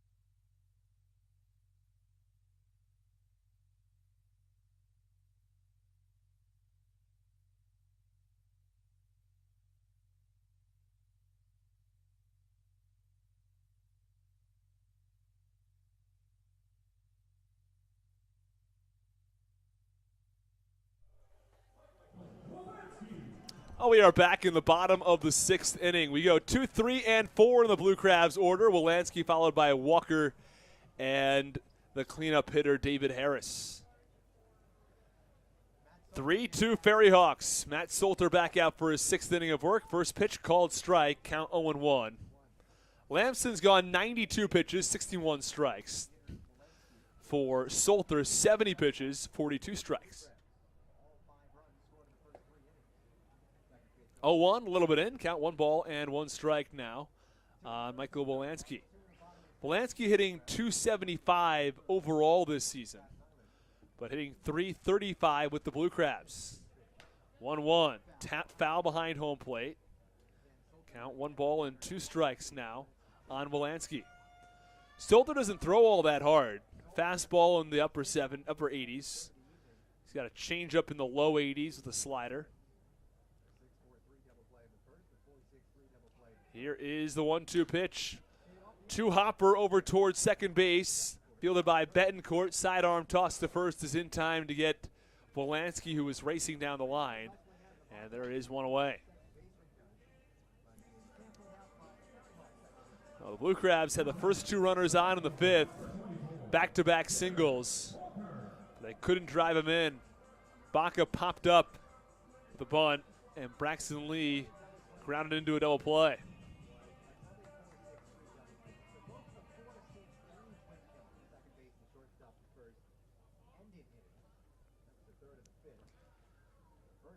Here comes Jared Walker with 1 out in the bottom of the 6th. The Blue Crabs looking to tie it. First pitch is low and in.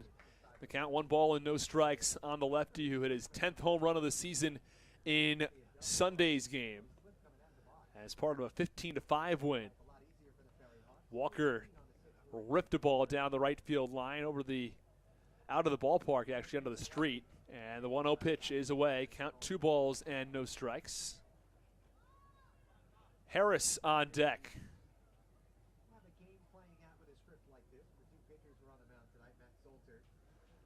Matt Solter gets a sign from his catcher, John Nestor, with base paths empty. 2-0, that's well outside. Count 3 balls and no strikes in the lefty Walker. First few rows here at the Reagan Waldorf are rather packed. But from there on back, fans are scattered on a Tuesday evening. It's Silver Sluggers night. Happy to have some of our older fans in attendance. 3-0 pitch. Called strike on the outside corner, count 3-1. David Harris on deck.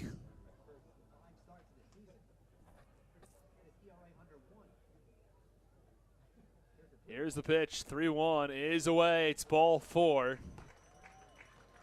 Blue Crabs have 1 on with 1 out in the bottom of the 6th inning. Jared Walker, not a massive threat to steal. This season, Walker 3 for 4. Last year, he was 11 for 13. But wouldn't be stunned. We're getting to the latter stages of this ball game. Have a runner on. Try to put him in scoring position. Maybe not with 1 out, but with 2 outs. But the Blue Crabs 0 for 1 in stolen bases so far today. It was Zach Collier who was caught stealing second earlier in this ball game. Pitch called strike on David Harris on the outer edge, and the count 0-1. Mike Mackey, the home plate umpire, on the call. Solter. That was his 80th pitch of the outing. Here's the pitch, swinging a line drive, right center field. It drops for a base hit. Walker from first to third. It's a single, and the Blue Crabs have something cooking in the bottom of the 6th inning. 2 on with 1 out. If you missed the answer to our trivia question earlier, we'll go back over that at this point. The trivia question was, what is the most strikeouts in a Major League Baseball season?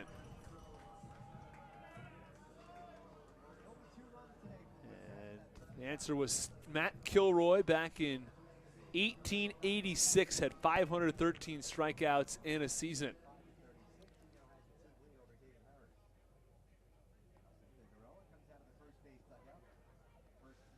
And now there is a meeting at the mound as The pitching coach, Nelson Figueroa, is out to have a conversation. The whole infield is in as they discuss some game plan with Alex Crosby, who might be the best Blue Crabs contact hitter on this team, standing on deck. Crosby went deep back in the second inning, 2-run home run.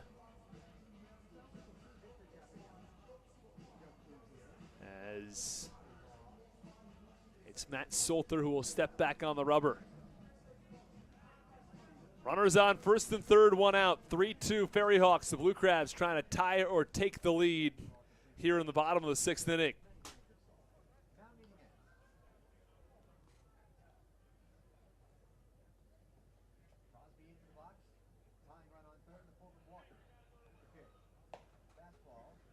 First pitch called strike on the outside corner.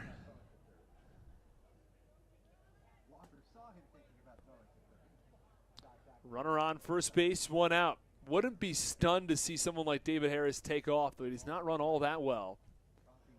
See if they can pull off the double steal. 0-1 pitch, that's away, and the count 1-1 strike. Solter having a little bit of trouble with control.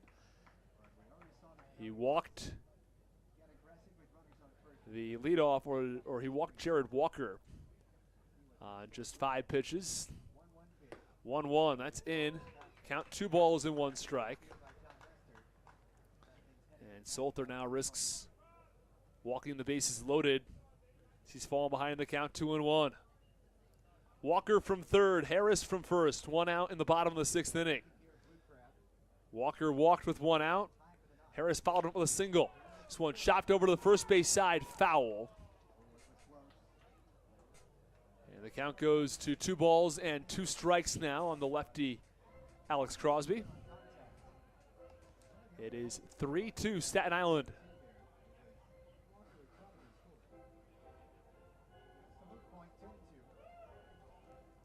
Crosby will dig back in from the right side. The Southern Maryland Blue Crabs have just scored 2 runs on the day. They both came courtesy of Alex Crosby, who's at the plate. Solter looks back the runner at first base. 2-2. Crosby fouls it off the inside of his left ankle. And the count, 2 balls and 2 strikes. Salter's thrown 85 pitches through 5 1/3, 50 strikes for Staten Island. They have a 3-2 lead over the Blue Crabs. But Southern Maryland might just have something cooking here in the bottom of the 6th inning. Salter trying to put Crosby away. 2-2 pitch. That's fouled away, third base side. He was late, and that pitch was probably outside. But Crosby does well to get a piece of it. After Crosby, it will be Zach Collier, followed by Joe DeLuca if necessary.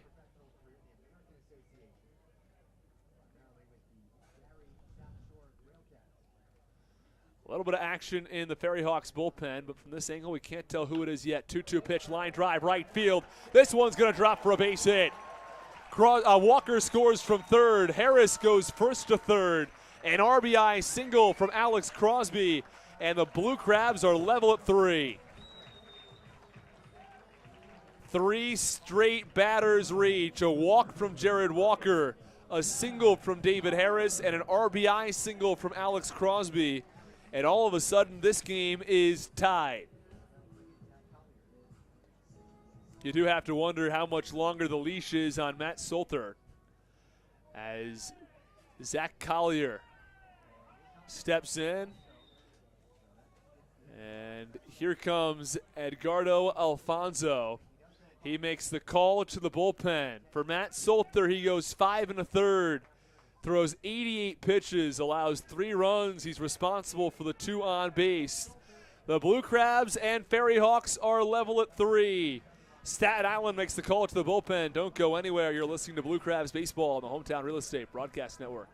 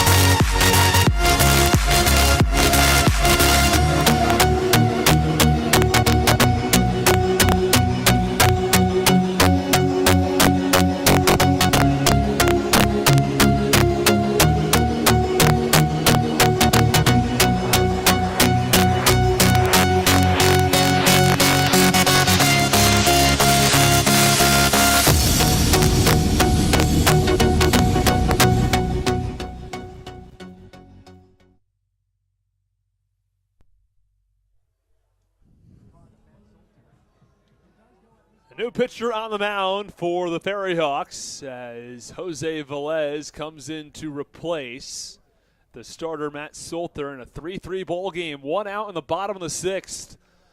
First pitch to Zach Collier, a little bit low for ball 1, and the count 1 ball and no strikes on the lefty. It's David Harris from third base. Over on first, it's Alex Crosby. He has 2 hits on the game, driven in 3 runs, 1 via an RBI single, the other coming from a 2-run home run. Tosses over to first to check on Crosby, who scampers back to the bag. Count 1 ball and no strikes in a 3-3 ball game. Jose Velez is the new pitcher for the Staten Island FerryHawks. Blue Crabs and FerryHawks meeting for just the 3rd time this season. This one low in the dirt, but the runner Alex Crosby not going anywhere. Velez 0-2 with a 5.19 ERA. Played for Long Island last season across 8 2/3 innings. He's allowed 9 hits, 6 runs, 5 earned. He's walked 6 batters across 8 2/3.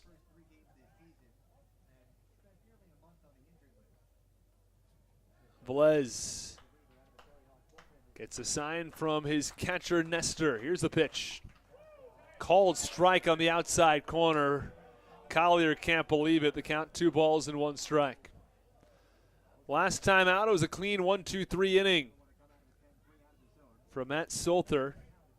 The time prior, though, he allowed 2 hits. He walked 1. He hit 1 across 1 2/3 innings and somehow got out of it without allowing a run. 2-1 pitch, low and away. Count 3 balls and 1 strike now on Collier. So Jose Velez has entered the game, and he's immediately fallen behind in the count 3-1. It is always tough when you enter with runners on base. You inherit a situation. You try not to allow the opposing batter to get something good to hit and drive it to the outfield and give your team the lead. But the Blue Crabs do have the go-ahead run just 90 feet away in the bottom of the 6th. He tosses over to first to check on Crosby once more. And walking Collier, not the worst thing that could happen. You do bring up Joe DeLuca, who's hitting the ball well right now. You'd have the bases loaded, but at least there's still a force at every base. It doesn't drive in a run. Here's the 3-1 pitch. Swinging a ground ball over the head of the first baseman, Herrera, into right field. It scores the go-ahead run. Crosby goes from first to third. An RBI single from Zach Collier, and the Blue Crabs have a 4-3 lead. Yeah, high chopper through the right side for a hit. The Blue Crabs have scored 2 in the inning. Meanwhile, Crosby from first to third. And Zach Collier with an RBI single. So back-to-back RBI singles for the Blue Crabs. 4 consecutive batters have reached. The first 3 against Solter, this most recent one against Jose Velez. And the Blue Crabs have a 4-3 lead. They're not done yet, still with runners on the corners and 1 out. First pitch, breaking ball, big wave and a miss from DeLuca, and the count 0-1. Well, Joe DeLuca's batting average up to .313 on the season. He is one of 4 batters on this team with an average of .300 or higher. 0-1, foul back to the netting. Count no balls and 2 strikes. Among players with the Blue Crabs exclusively, though, the Blue Crabs have 5 batters at .300 or higher and 6 hitting .285 or better. Walker has the 7th best batting average on this team at .273. It says a lot. This .273 is a pretty solid batting average, and that's your 7th best. It says your team's hitting the ball very well. 0-1 pitch. Ground ball over toward third, and it's going to go under the third baseman Aguilar's glove. Everybody's going to be safe. Crosby scores from third. It's a 5-3 lead for the Blue Crabs. Was going to be a tough play for the third baseman, Angel Aguilar. he was going to try to turn 2. I'd imagine that's going to go down as a force out error. It might earn him an RBI. And it looks like there's a pinch hitter coming to the plate, as Ryan Haug will have officially exited this ball game.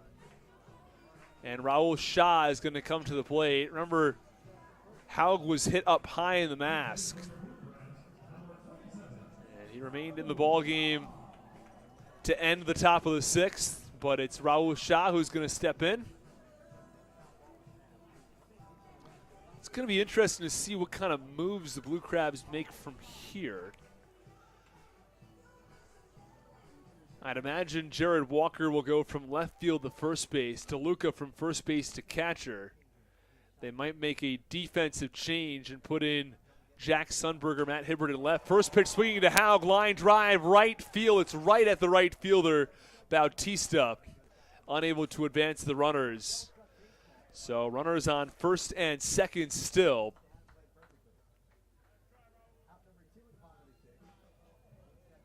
So officially, Joe DeLuca reaches on an error.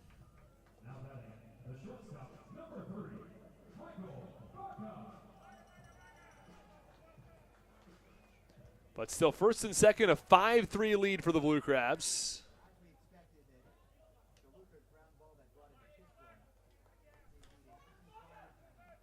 This brings up Michael Baca with runners on first and second. Blue Crabs have added 3 runs here in the 6th. First pitch just away. Count 1 ball and no strikes.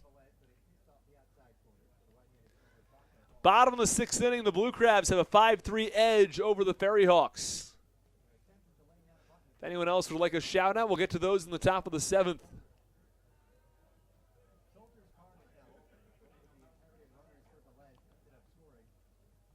Salter set. I beg your pardon, this is Velez. This is a line drive. Shallow center field that drops for a base hit. Collier waved around third. He'll score. And meanwhile, DeLuca from first to third. And Baca takes second base as he gets by the pitcher, Velez. 6-3 Blue Crabs. An RBI single from Michael Baca. He keeps his hot bat going. And the Blue Crabs now doubling up Staten Island with a 4-run 6th. Collier scores, DeLuca on third. And Baca to second. The Blue Crabs have an opportunity to blow this one wide open. A base hit from Braxton Lee could drive home 2 more.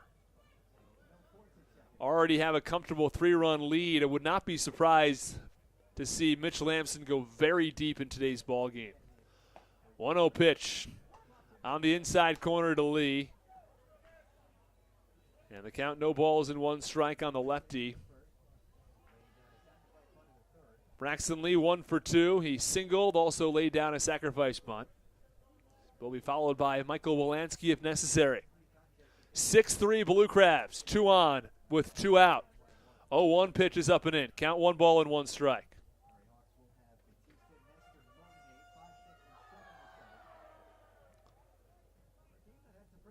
Now the Blue Crabs have put together a big rally here. They batted around in the 6th. Started with Michael Wolanski, who grounded out. 2-1 pitch. Big wave and a miss, count 2-2. That was actually the 2-0 pitch. First pitch looked pretty good. I said it was a called strike on the inner half. In fact, it was called a ball. Well, now we're receiving mixed signals because the umpire says 1-2. This one low and away. And now the count is 2 balls and 2 strikes. So I was right originally. The scoreboards in the ballpark and the scoreboard online had it otherwise. Either way, the count 2 balls and 2 strikes. Blue Crabs have a 6-3 lead. Velez set. 2-2 pitch. Line drive, center field, base hit. DeLuca scores from third. Baca waved around. It's a 2 RBI single from Braxton Lee. The Blue Crabs have put up a 6 spot in the 6th. They lead at 8-3. Well, I said the Blue Crabs have an opportunity to blow this one wide open. They've given themselves a 5-run lead on a 2 RBI single from Braxton Lee, who roped it up the middle. And that brings up Michael Wolanski. You'd have to wonder how much longer the leash is on Jose Velez, who came in when this game was tied and has since allowed 5 Blue Crabs runners to cross home plate. To say it's been a tough go of things for Jose Velez would be an understatement. He's only charged with 3 runs across the third of an inning. But Solter charged with 5 runs, 3 walks, 8 hits. Here comes Michael Wolanski. He's 1 for 3 today. First pitch called strike right down the middle, and the count 0-1 on the righty Wolanski. 1 on, 2 outs. The Blue Crabs have opened this one up in the bottom of the 6th inning. 8-3 Southern Maryland. 8 runs on 11 hits for the Blue Crabs. This one popped up behind home plate overhead. Nestor gives chase. It bounces in front of us in the press box down in about 3 rows deep. Count no balls and 2 strikes now on Wolanski. Braxton Lee on first base. Well, Jose Velez took over for Matt Solter, who had only allowed 3 runs in 5 1/3. There is some action now in the Blue Crabs bullpen. I believe it's Mitch Lamson who's just throwing to stay warm after a very long inning. This one is popped up foul, first base side. You know, when his team has taken 25 minutes to the plate, he wants to stay warm, and he's someone who can go very, very deep into an outing. This is the first time I've seen that this year, though.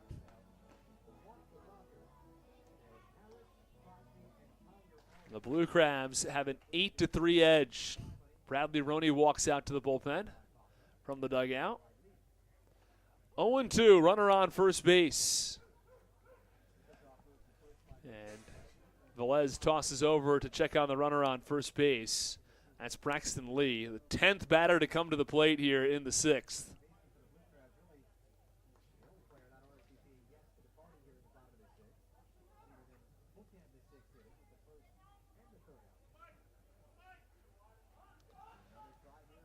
Here is the pitch, 0-2. High pop-up, right field side, a long run for the right fielder. It's the second baseman, though, Javier Betancourt, who's there to make the catch for the final out. But the Blue Crabs come through with a major league 6th inning. They score 6 runs on 5 hits. At the end of 6 innings of play, it's the Blue Crabs who jumped on top in a major way. They lead at 8-3. You're listening to Blue Crabs Baseball on the Hometown Real Estate Broadcast Network.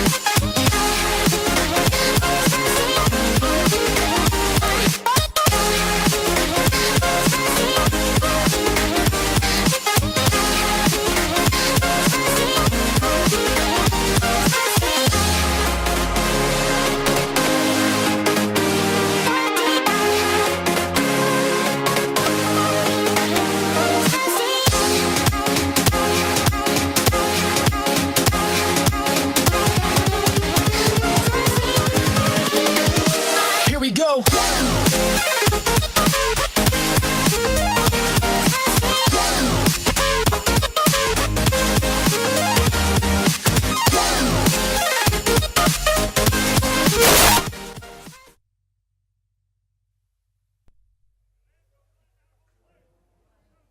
Oh, we get things started in the top of the 7th inning. A long break for Mitch Lamson, but he remains in this ball game. 8-3 Blue Crabs in the top of the 7th. And Bautista steps in from the right side. First pitch, looked pretty good. I'm honestly not quite sure where that pitch missed. It's called ball 1 from the home plate umpire Mike Mackey, though, and the count 1 ball and no strikes on Mario Bautista. The 1-0 pitch, big wave and a miss. Count 1 ball and 1 strike.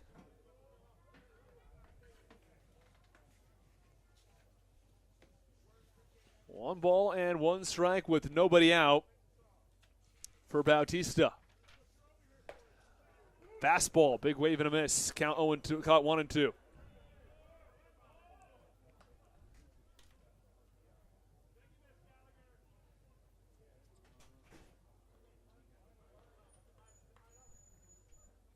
It's Bautista to lead things off. The 1-2 offering. Swing and a miss, struck him out. Mitch Lamson with a strikeout to get things started in the top of the 7th. He's thrown 96 pitches. He's not all that concerned about pitch count in general, though. Threw 131 pitches 2 outings ago in a complete game where he allowed just 1 earned run. I talked to him about it after the game. He told me, pitch count doesn't faze me all that much. He threw 130 pitches back in 7th grade, which I don't think that would fly today. But back when he was in 7th grade, it did. First pitch, called strike on the outside corner on Bautista. And there is one away. And I've talked about this in the past, but I think it bears repeating that not all pitch counts are the same. 0-1, high pop-up. First base side, DeLuca gives chase, and he's going to get out of play, count 0-2. We're going to give you the new Blue Crabs defensive alignment after this, but I'd like to talk about this story first. And Mitch Lamson, he throws only 83 to 85. When you're throwing 83, 85, it's very different than when you're throwing 97 to 100. I mean, those pitches just aren't taking the same toll on your arm. 0-2 pitch, high pop-up. Behind home plate, DeLuca gives chase once more, and once again he's going to run out of room down the first base side. Count 0-2. So if he throws 120, it's the same as somebody else maybe throwing 95. We're going to give you the new Blue Crabs alignment, but first let's welcome in the other member of our broadcast crew. It is the terrific Andrew Banstra. Andrew, thanks for joining us. How's it going, man? Happy to find some time to join you up here this evening. It looks like it's been a good game for Southern Maryland so far. It has been. It's been a terrific game. 8-3. 0-2 pitch. Well, looked good. Maybe a little outside. Mike Mackey calls ball 1.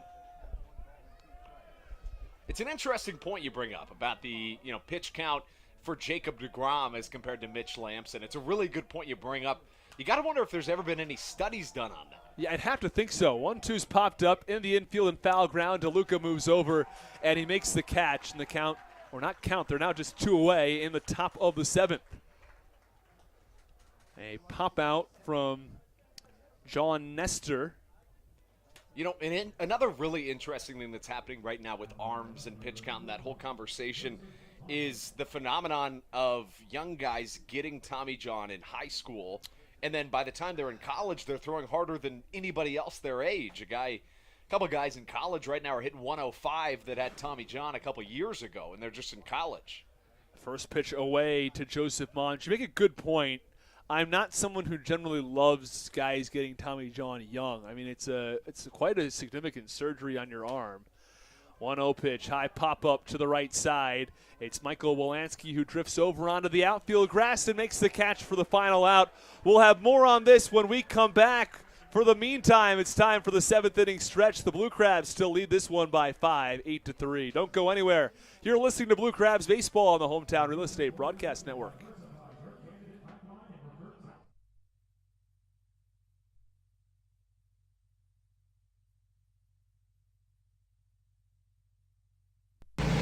Thompson, and you're listening to the Hometown Real Estate Broadcast Network.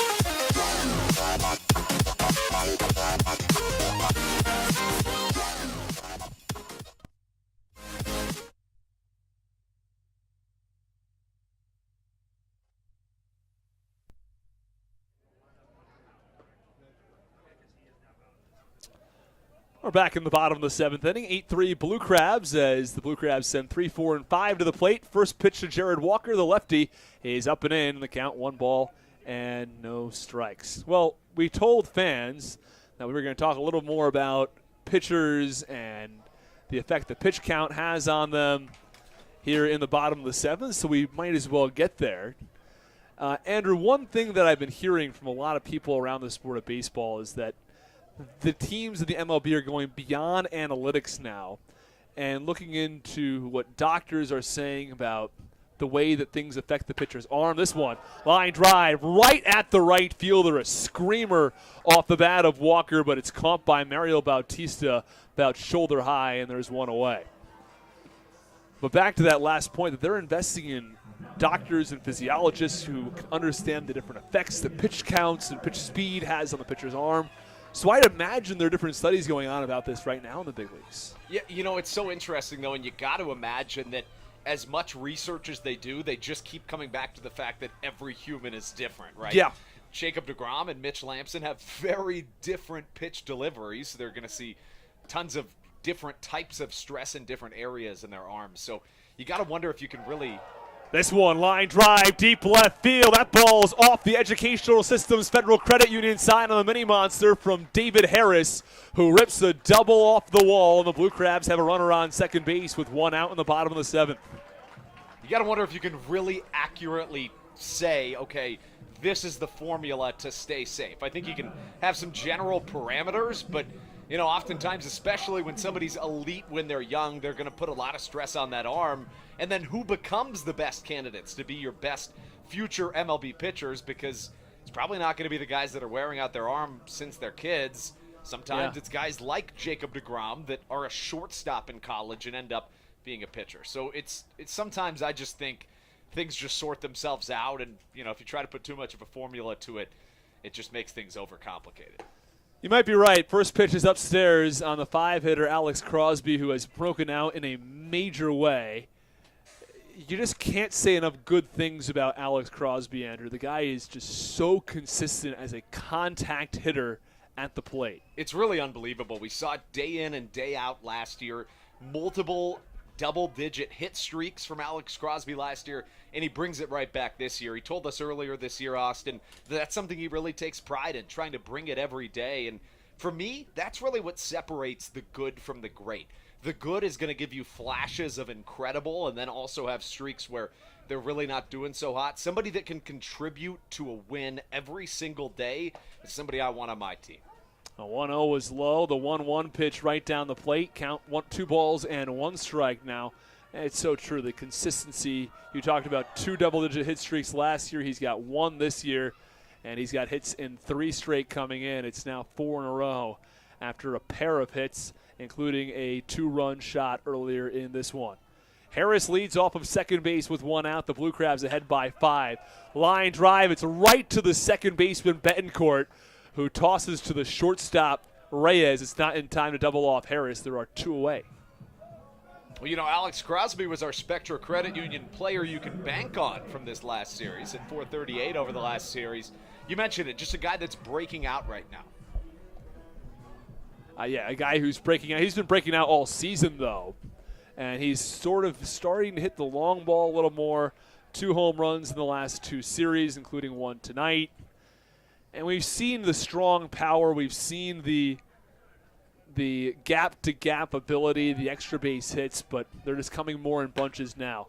First pitch to Collier. High fly ball, straightaway center. Antoine Duplantis comes in. He might be having a little trouble with it. He finds it and tracks it down in straightaway center and makes the catch for the final out.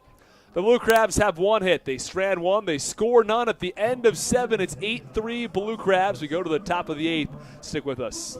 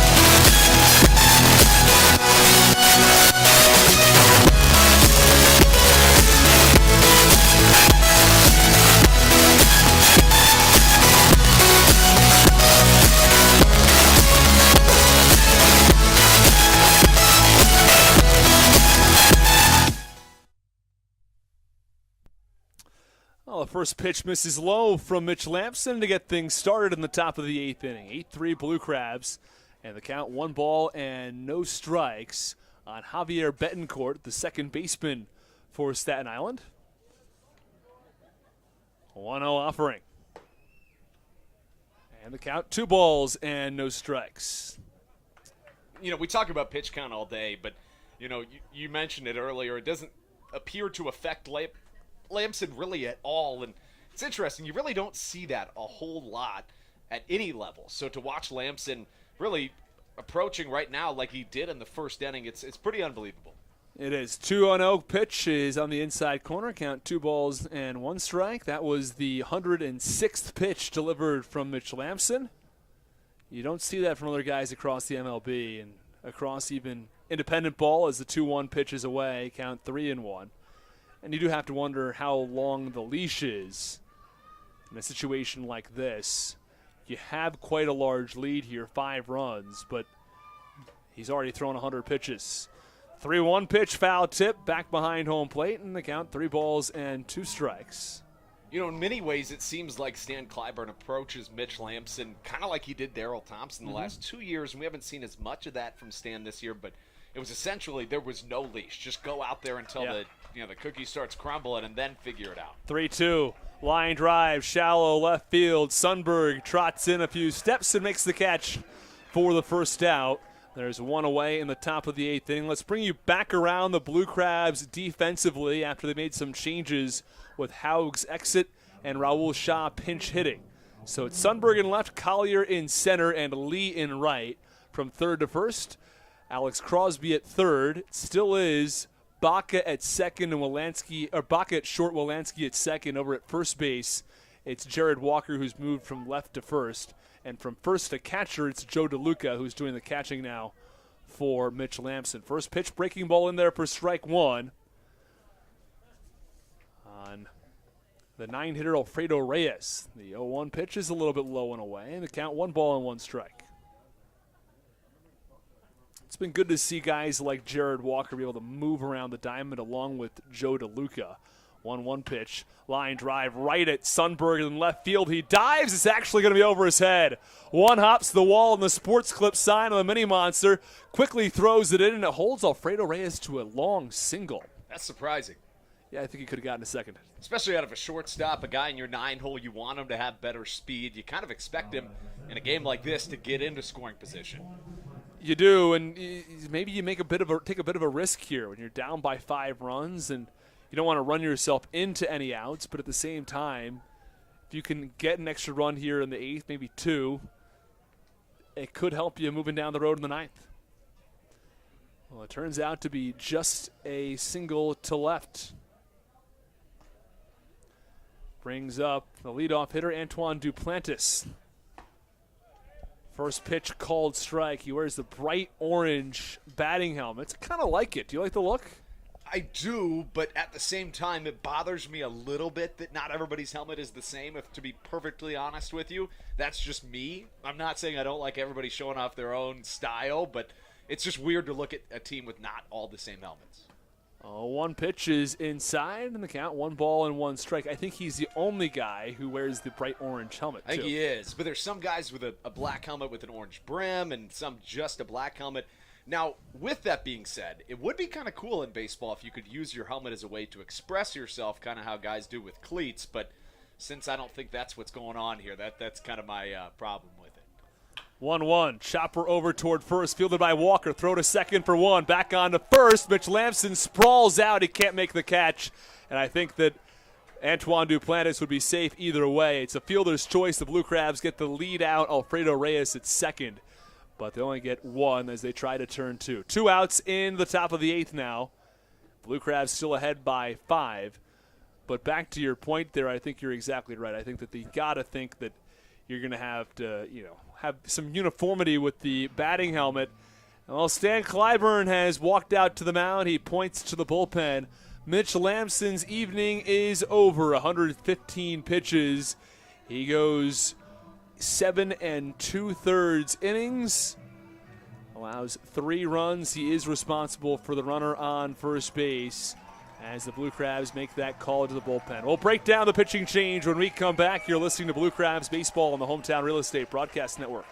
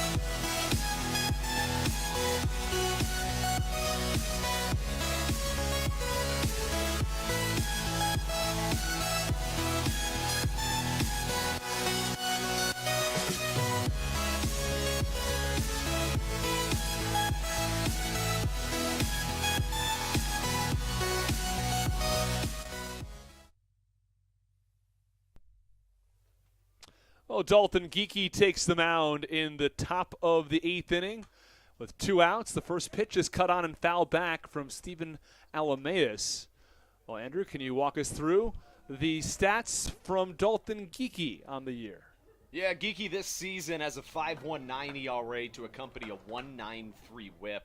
His last time out was just a couple of days ago, back on the 11th against the Dirty Birds. He went an inning and 2/3, no runs or walks, allowed 2 hits. First pitch is away, or the 0-1 pitch is away, I should say. Count 1 ball and 1 strike.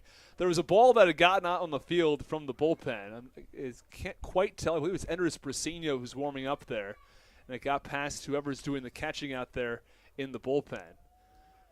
And came right outside the third base area. The 1-1 pitch is fouled back to the backstop in the count 1-2.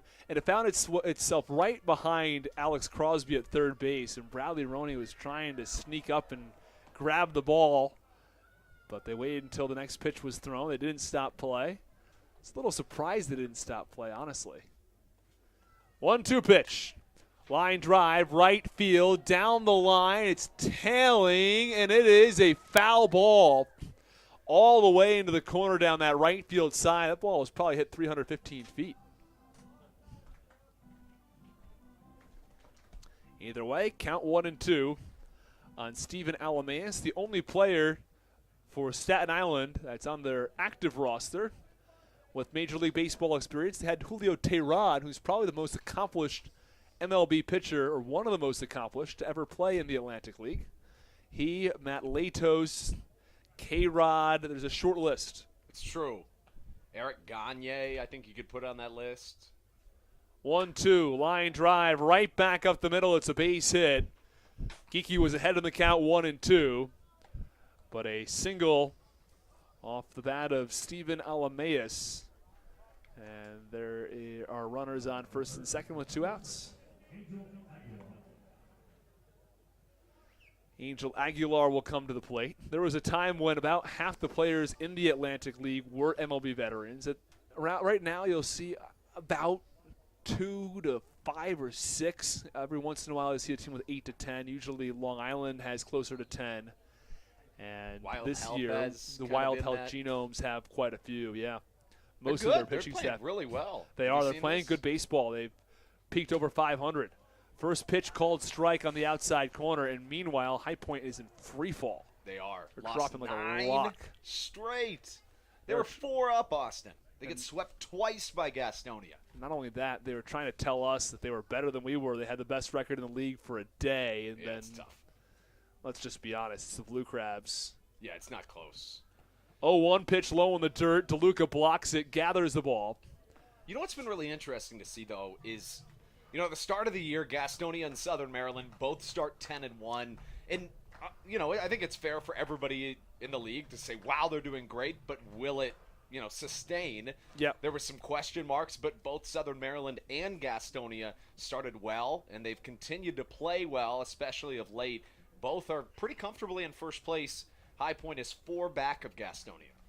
Yeah, it's been really impressive from both these teams. Pitch from Geeky, line drive, left center field, long run for Collier, lays out. Did he make the catch? Yes, he did. Oh, da-da-da, da-da-da. Sports Center top 10 play from Zach Collier on a line drive to left center, robbing extra bases and probably a couple of runs from the FerryHawks. So that does it for the top of the 8th. We're finished with 7.5. It's the Blue Crabs with an 8-3 lead as we go to the bottom of the 8th.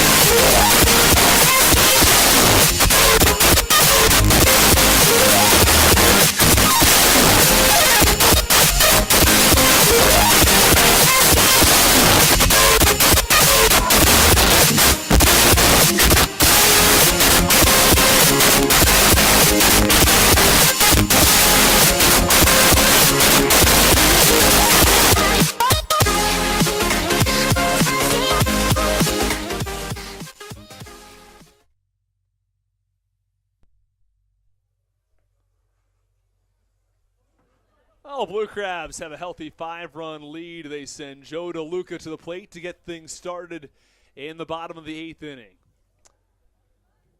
First pitch to DeLuca, swinging a one-hopper over toward third base. A hot shot to Aguilar, who fields and throws across the diamond for the first out. There is one away in the bottom of the 8th inning. That's the game of baseball for you. You can hit it as hard as you want. Sometimes it's right at the fielder. Jack Sundberg comes to the plate. Be followed by Michael Baca. As Jose Velez is staying in this ball game. He's thrown 29 pitches. I guess some of his runs were changed from earned to unearned. His ERA showed 8 the end of the 7th inning. The first pitch is up and away to Sundberg. Count 1-0. They were. So Velez has now gone 2 innings of work.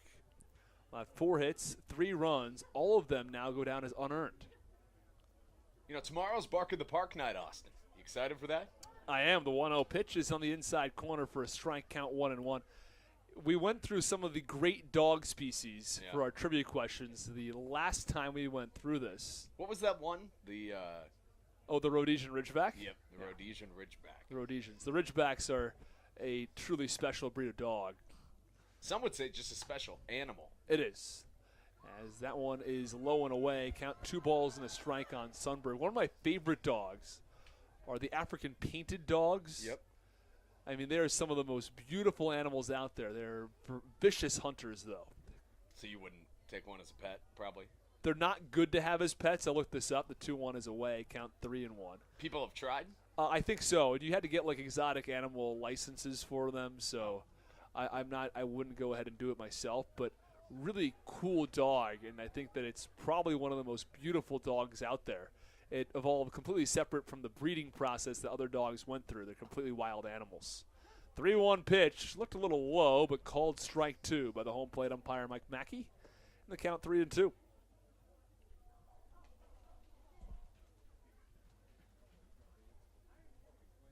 No Bill Worthington this series. No, we don't have Bill Worthington this series. I haven't seen him in a while because we've been on the road. He doesn't do any of the road games I've been at. I see.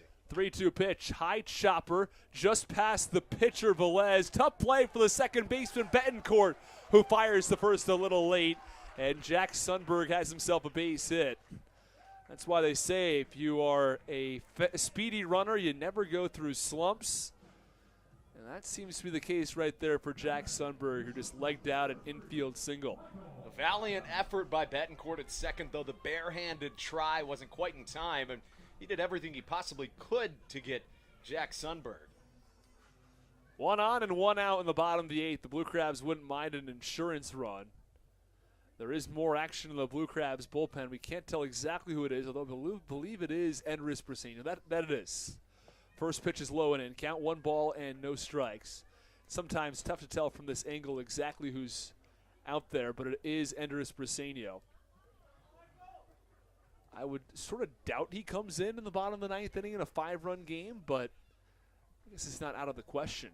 Yeah, I would agree. I think it's interesting because there's no real scenario other than if he doesn't come in to start the next inning, and then let's say hypothetically Staten Island starts putting some on and you bring Briseño in. So it's definitely a perplexing move to have him in the bullpen. Maybe he comes in for the 9th.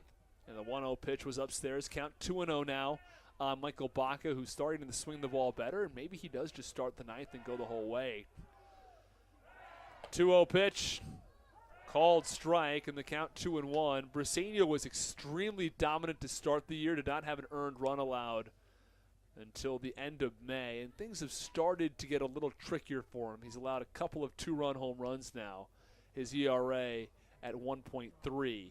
But part of it maybe is just, get Briseño out there, let him just get a quick 1, 2, 3 inning, some more confidence. 2-1 pitch, low and in, count 3-1. That was sort of my thought process too. You're in a low pressure situation. His numbers are still terrific. He's got great stuff. Just give him an opportunity to really make sure he's got his A game back with him for the next time he goes out there. 3-1 pitch. It's away. It's ball 4 to Michael Baca. And the Blue Crabs have runners on first and second now with 1 out. After Jack Sundberg had an infield single, Michael Baca walks, and we're back to the top of the order. And Braxton Lee comes to the plate, who's hitting .292 on the year. Remember, Andrew, Braxton Lee got off to a really tough start to the season, but it's great to see him having turned things around. Yeah, it just seems like something clicked for Braxton Lee, a guy that has MLB experience, has shown us before that he's a great hitter, but he's really turning it on over this last 3 to 4 weeks. First pitch, strike at the belt. The count 0-1. I think his biggest attribute is his arm. He played in AAA last year, and he told me, look, it wasn't my best year of hitting. Hit .230. Something interesting about his approach at the plate, if you look at his heels, they literally touch before the pitch. So he's standing there with his feet touching, and then he takes his step. It's a really, really interesting approach that, frankly, I had not noticed until this evening. Had a check swing. He went around in the count 0-2.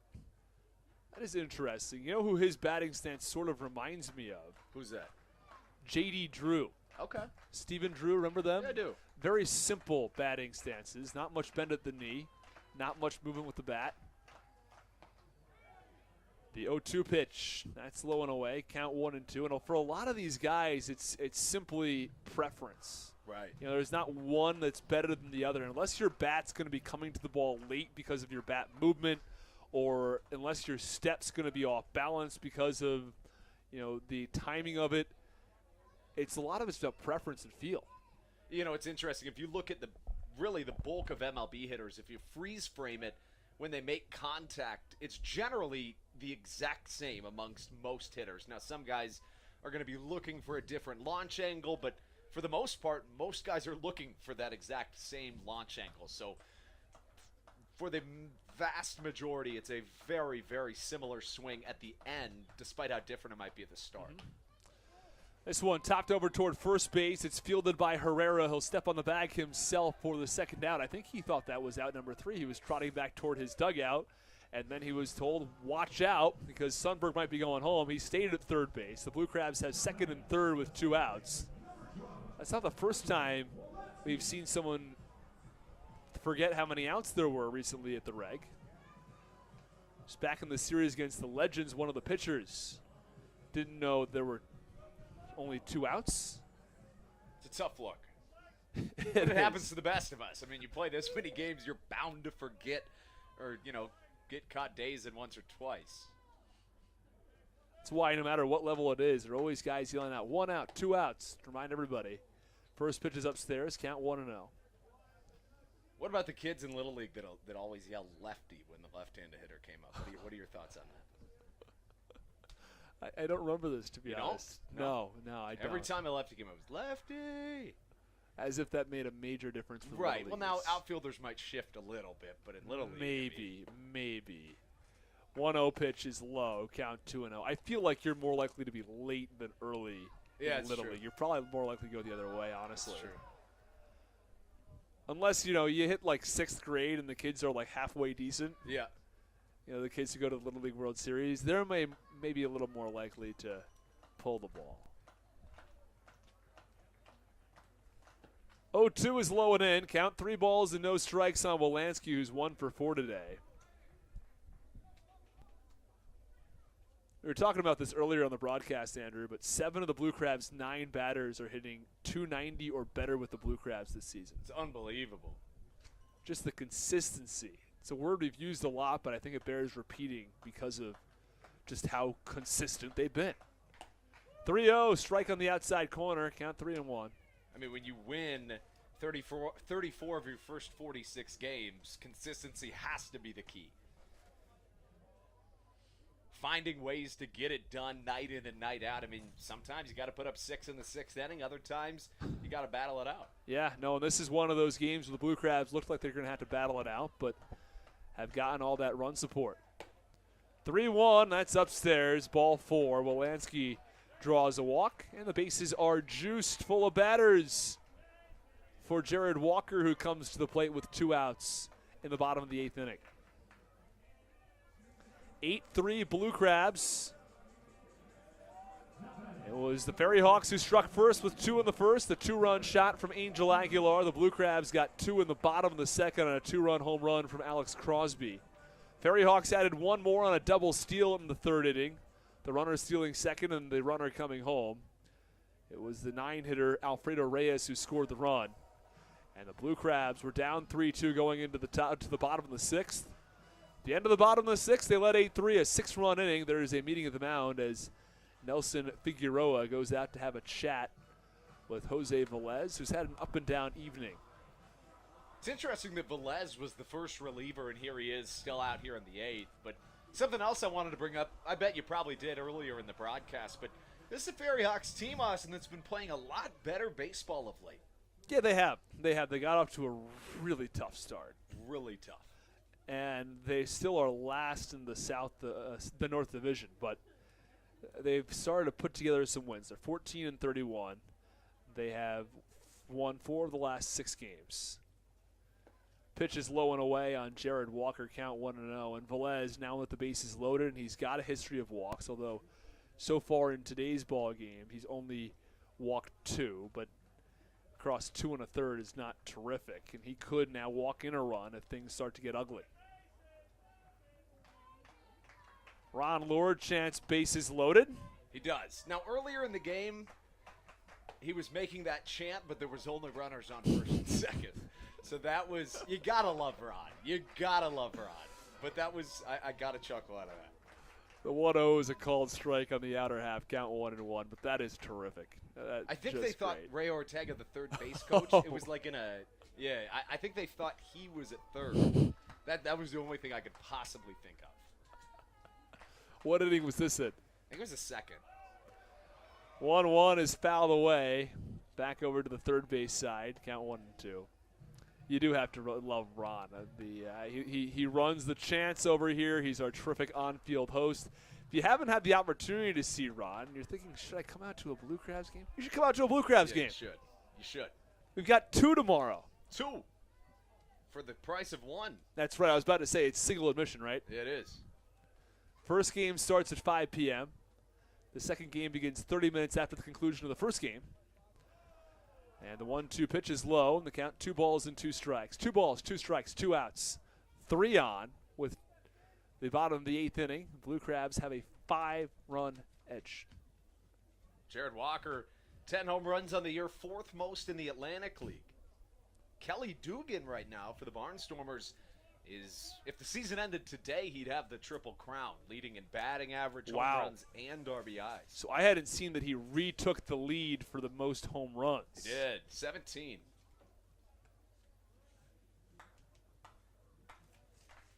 That's a tough one because it's going back and forth right now as the 2-2 pitch, a high pop-up foul territory, third base side.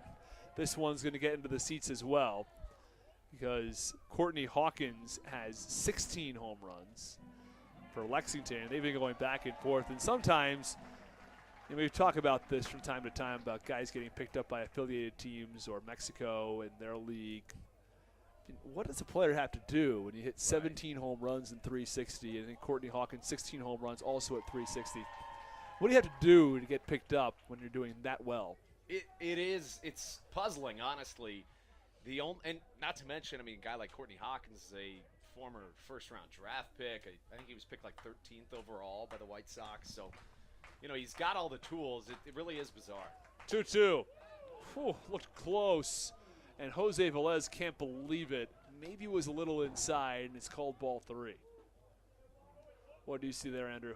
I thought it was pretty close, especially to take with 2 strikes. But Walker obviously has a much better view than we do, and he'll get another chance here. But definitely a little bit too close for comfort from up here. Bases loaded. 2 outs. Count 3 balls and 2 strikes. Everything's full, but Velez steps off.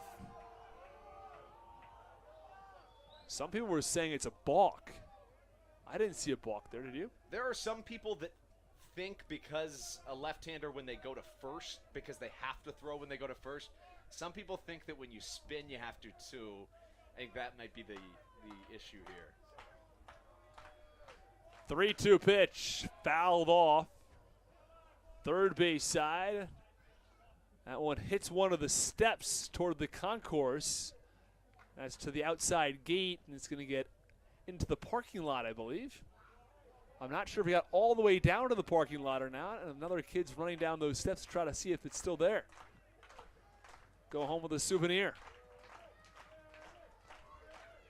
3-2 pitch upcoming to Walker with the bases loaded and 2 outs. The Blue Crabs ahead by 5. Pitch called strike 3. A very similar spot to where ball 3 was. He's not happy with it, but he goes down looking to end the bottom of the 8th inning. The Blue Crabs have a healthy 5-run lead as we go to the top of the 9th. It's Endres Brasino who trots in from the bullpen. Stick with us on the Hometown Real Estate Broadcast Network.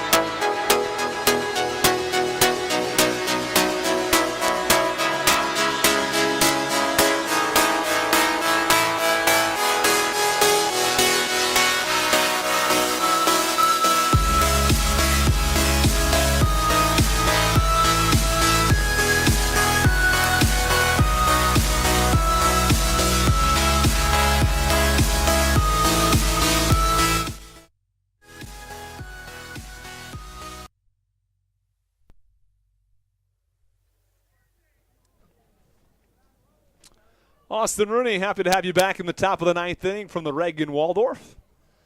New pitcher on the mound, it is Andres Briseño, who will face off against Dilson Herrera, the only former big leaguer in this Staten Island order. He is 0 for 3 and hitting .095 on the year. First pitch, called strike on the outside corner, the count 0-1. We're glad you've decided to join us tonight. Blue Crabs looking for back-to-back wins and 3 wins in their last 4 tries. 0-1, foul back. Count, no balls and 2 strikes. Briseño, known for his velocity. He can throw 96, 97. He's touched 98 before. He's got a strong breaking ball. It's in the low 80s. Here's the pitch. Called strike 3. Fastball on the outside corner, and Dilson Herrera does not like it. But the home plate umpire, Mike Mackey, has rung him up. There's 1 out in the top of the ninth. 8-3 Blue Crabs as Andres Briseño looks to put down the FerryHawks in order.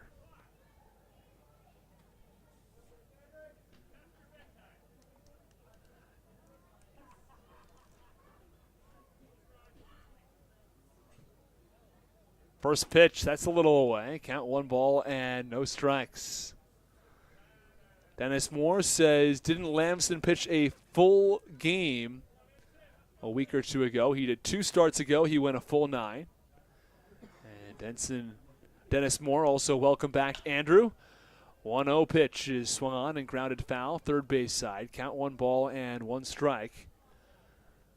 1 ball, 1 strike, 1 out. Top of the ninth inning, 8-3 Southern Maryland. Andrew was with us for a few innings there. He has to go back toward the field level for the ninth. But it was great to see him for some time here in the later stages in today's ball game. 1-1 skips away from Joe DeLuca toward the backstop, and the count 2 balls and 1 strike. We're glad everybody is have a nice evening here watching some Blue Crabs baseball against the Staten Island FerryHawks for the first of 4, including a doubleheader tomorrow that starts at 5 p.m. 2-1 pitch, slow grounder toward third, fielded by Crosby. Sidearm throw to first is in time. And there are 2 away as that gets Bautista at first. And here is John Nestor trying to keep things alive for the FerryHawks as the Blue Crabs look to put this game to bed. Andres Briseño looking for a 1-2-3 inning. His ERA down to 1.31. He's had a good year so far this season. He's allowed just 3 earned runs. As the pitch called strike. Outside corner on John Nestor, and the count 0-1. Got off to an outstanding start, Briseño did. But slowed down a little bit here in the month of June. The 0-1 pitch is tapped foul behind home plate, and the count 0-2. Had a 1.87 ERA across the entire year last season. His last appearance against Lexington allowed 1 earned run, 2 total runs on a 2-run home run across an inning of work.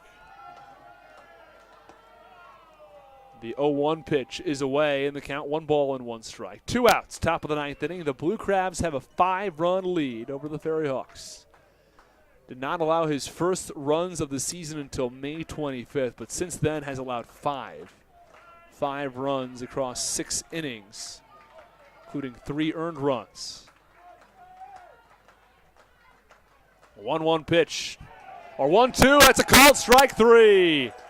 Nestor goes down looking. Andres Briseño earns a pair of strikeouts in a 1-2-3 ninth as the Blue Crabs beat the Staten Island FerryHawks 8-3. Well, the FerryHawks actually got the scoring starting tonight. Scored 2 in the top of the first, added 1 in the top of the third. But the Blue Crabs with a 2-run home run from Alex Crosby and a 6-run 6th inning take home the win by a score of 8-3. We'll run through some updated stats for the Blue Crabs, along with some players of the game tonight. And then we will close things out here on the Hometown Real Estate Broadcast Network. We'll be back on the air tomorrow at 4:50 for the doubleheader. Well, let's run through some of the updated numbers for the Blue Crabs, who moved to 35-12 on the year. The Blue Crabs have a 12-game lead temporarily in the Atlantic League. We're going to give you the update on some scores from around the league and let you know exactly where the Blue Crabs stand with relation to the Long Island Ducks, who are still in progress against High Point. The Rockers had lost 9 in a row coming in, and they appear to be on track to have lost 10 straight because the Long Island Ducks have a 9-5 lead. The Blue Crabs would move to 11.5 ahead, or really stay at 11.5 ahead of the Long Island Ducks if the result holds. The High Point Rockers are just in a world of trouble right now. This is a team that led the South Division, I should say, by 4 games, but have lost 9 straight and now trail in the division by 4 games. But the Ducks will stay 11.5 back from the Blue Crabs. Long Island will move toward 500 with the win today. Gastonia had won 5 straight games coming into this one, and the Gastonia Honey Hunters are taking on the Charleston Dirty Birds. And the Gastonia Honey Hunters are level with the Dirty Birds at 4. And they're in the top of the 9th inning right now. Well, the Blue Crabs winners tonight, 8-3. We'll give you a couple other updated numbers. During night games, the Blue Crabs moved to 28-11. Blue Crabs have won 13 series. They've lost 1. They've split 1. If the Blue Crabs sweep the doubleheader tomorrow, they will move to will pick up their 14th series win of the year. When the Blue Crabs score more than 3, they are 28-6. When they hit 1+ homer, they stay at 19-4. The Blue Crabs, I beg your pardon, they go to 20-4. They had 1 home run. It was Alex Crosby's back in the first. And when they out-hit their opponents, they are now 20-3. The month of June, the Blue Crabs move to 9-3 overall. Blue Crabs have now won all 3 games against Staten Island. They've won back-to-back contests. They've also won 3 out of 4. The Blue Crabs winners of 9 in their last 11 contests.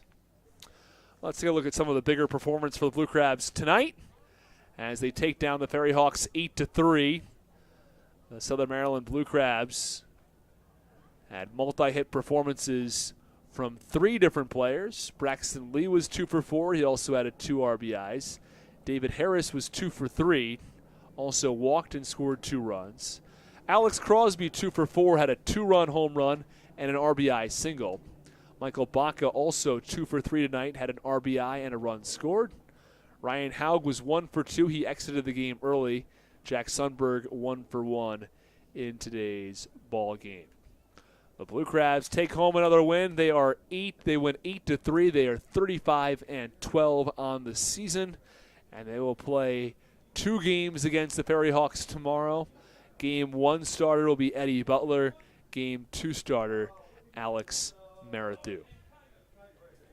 Well, that will do it from us here tonight on the Hometown Real Estate Broadcast Network. Thank you, everybody, for tuning in tonight on our YouTube and Facebook streams. Have a terrific evening, and we will see you tomorrow night.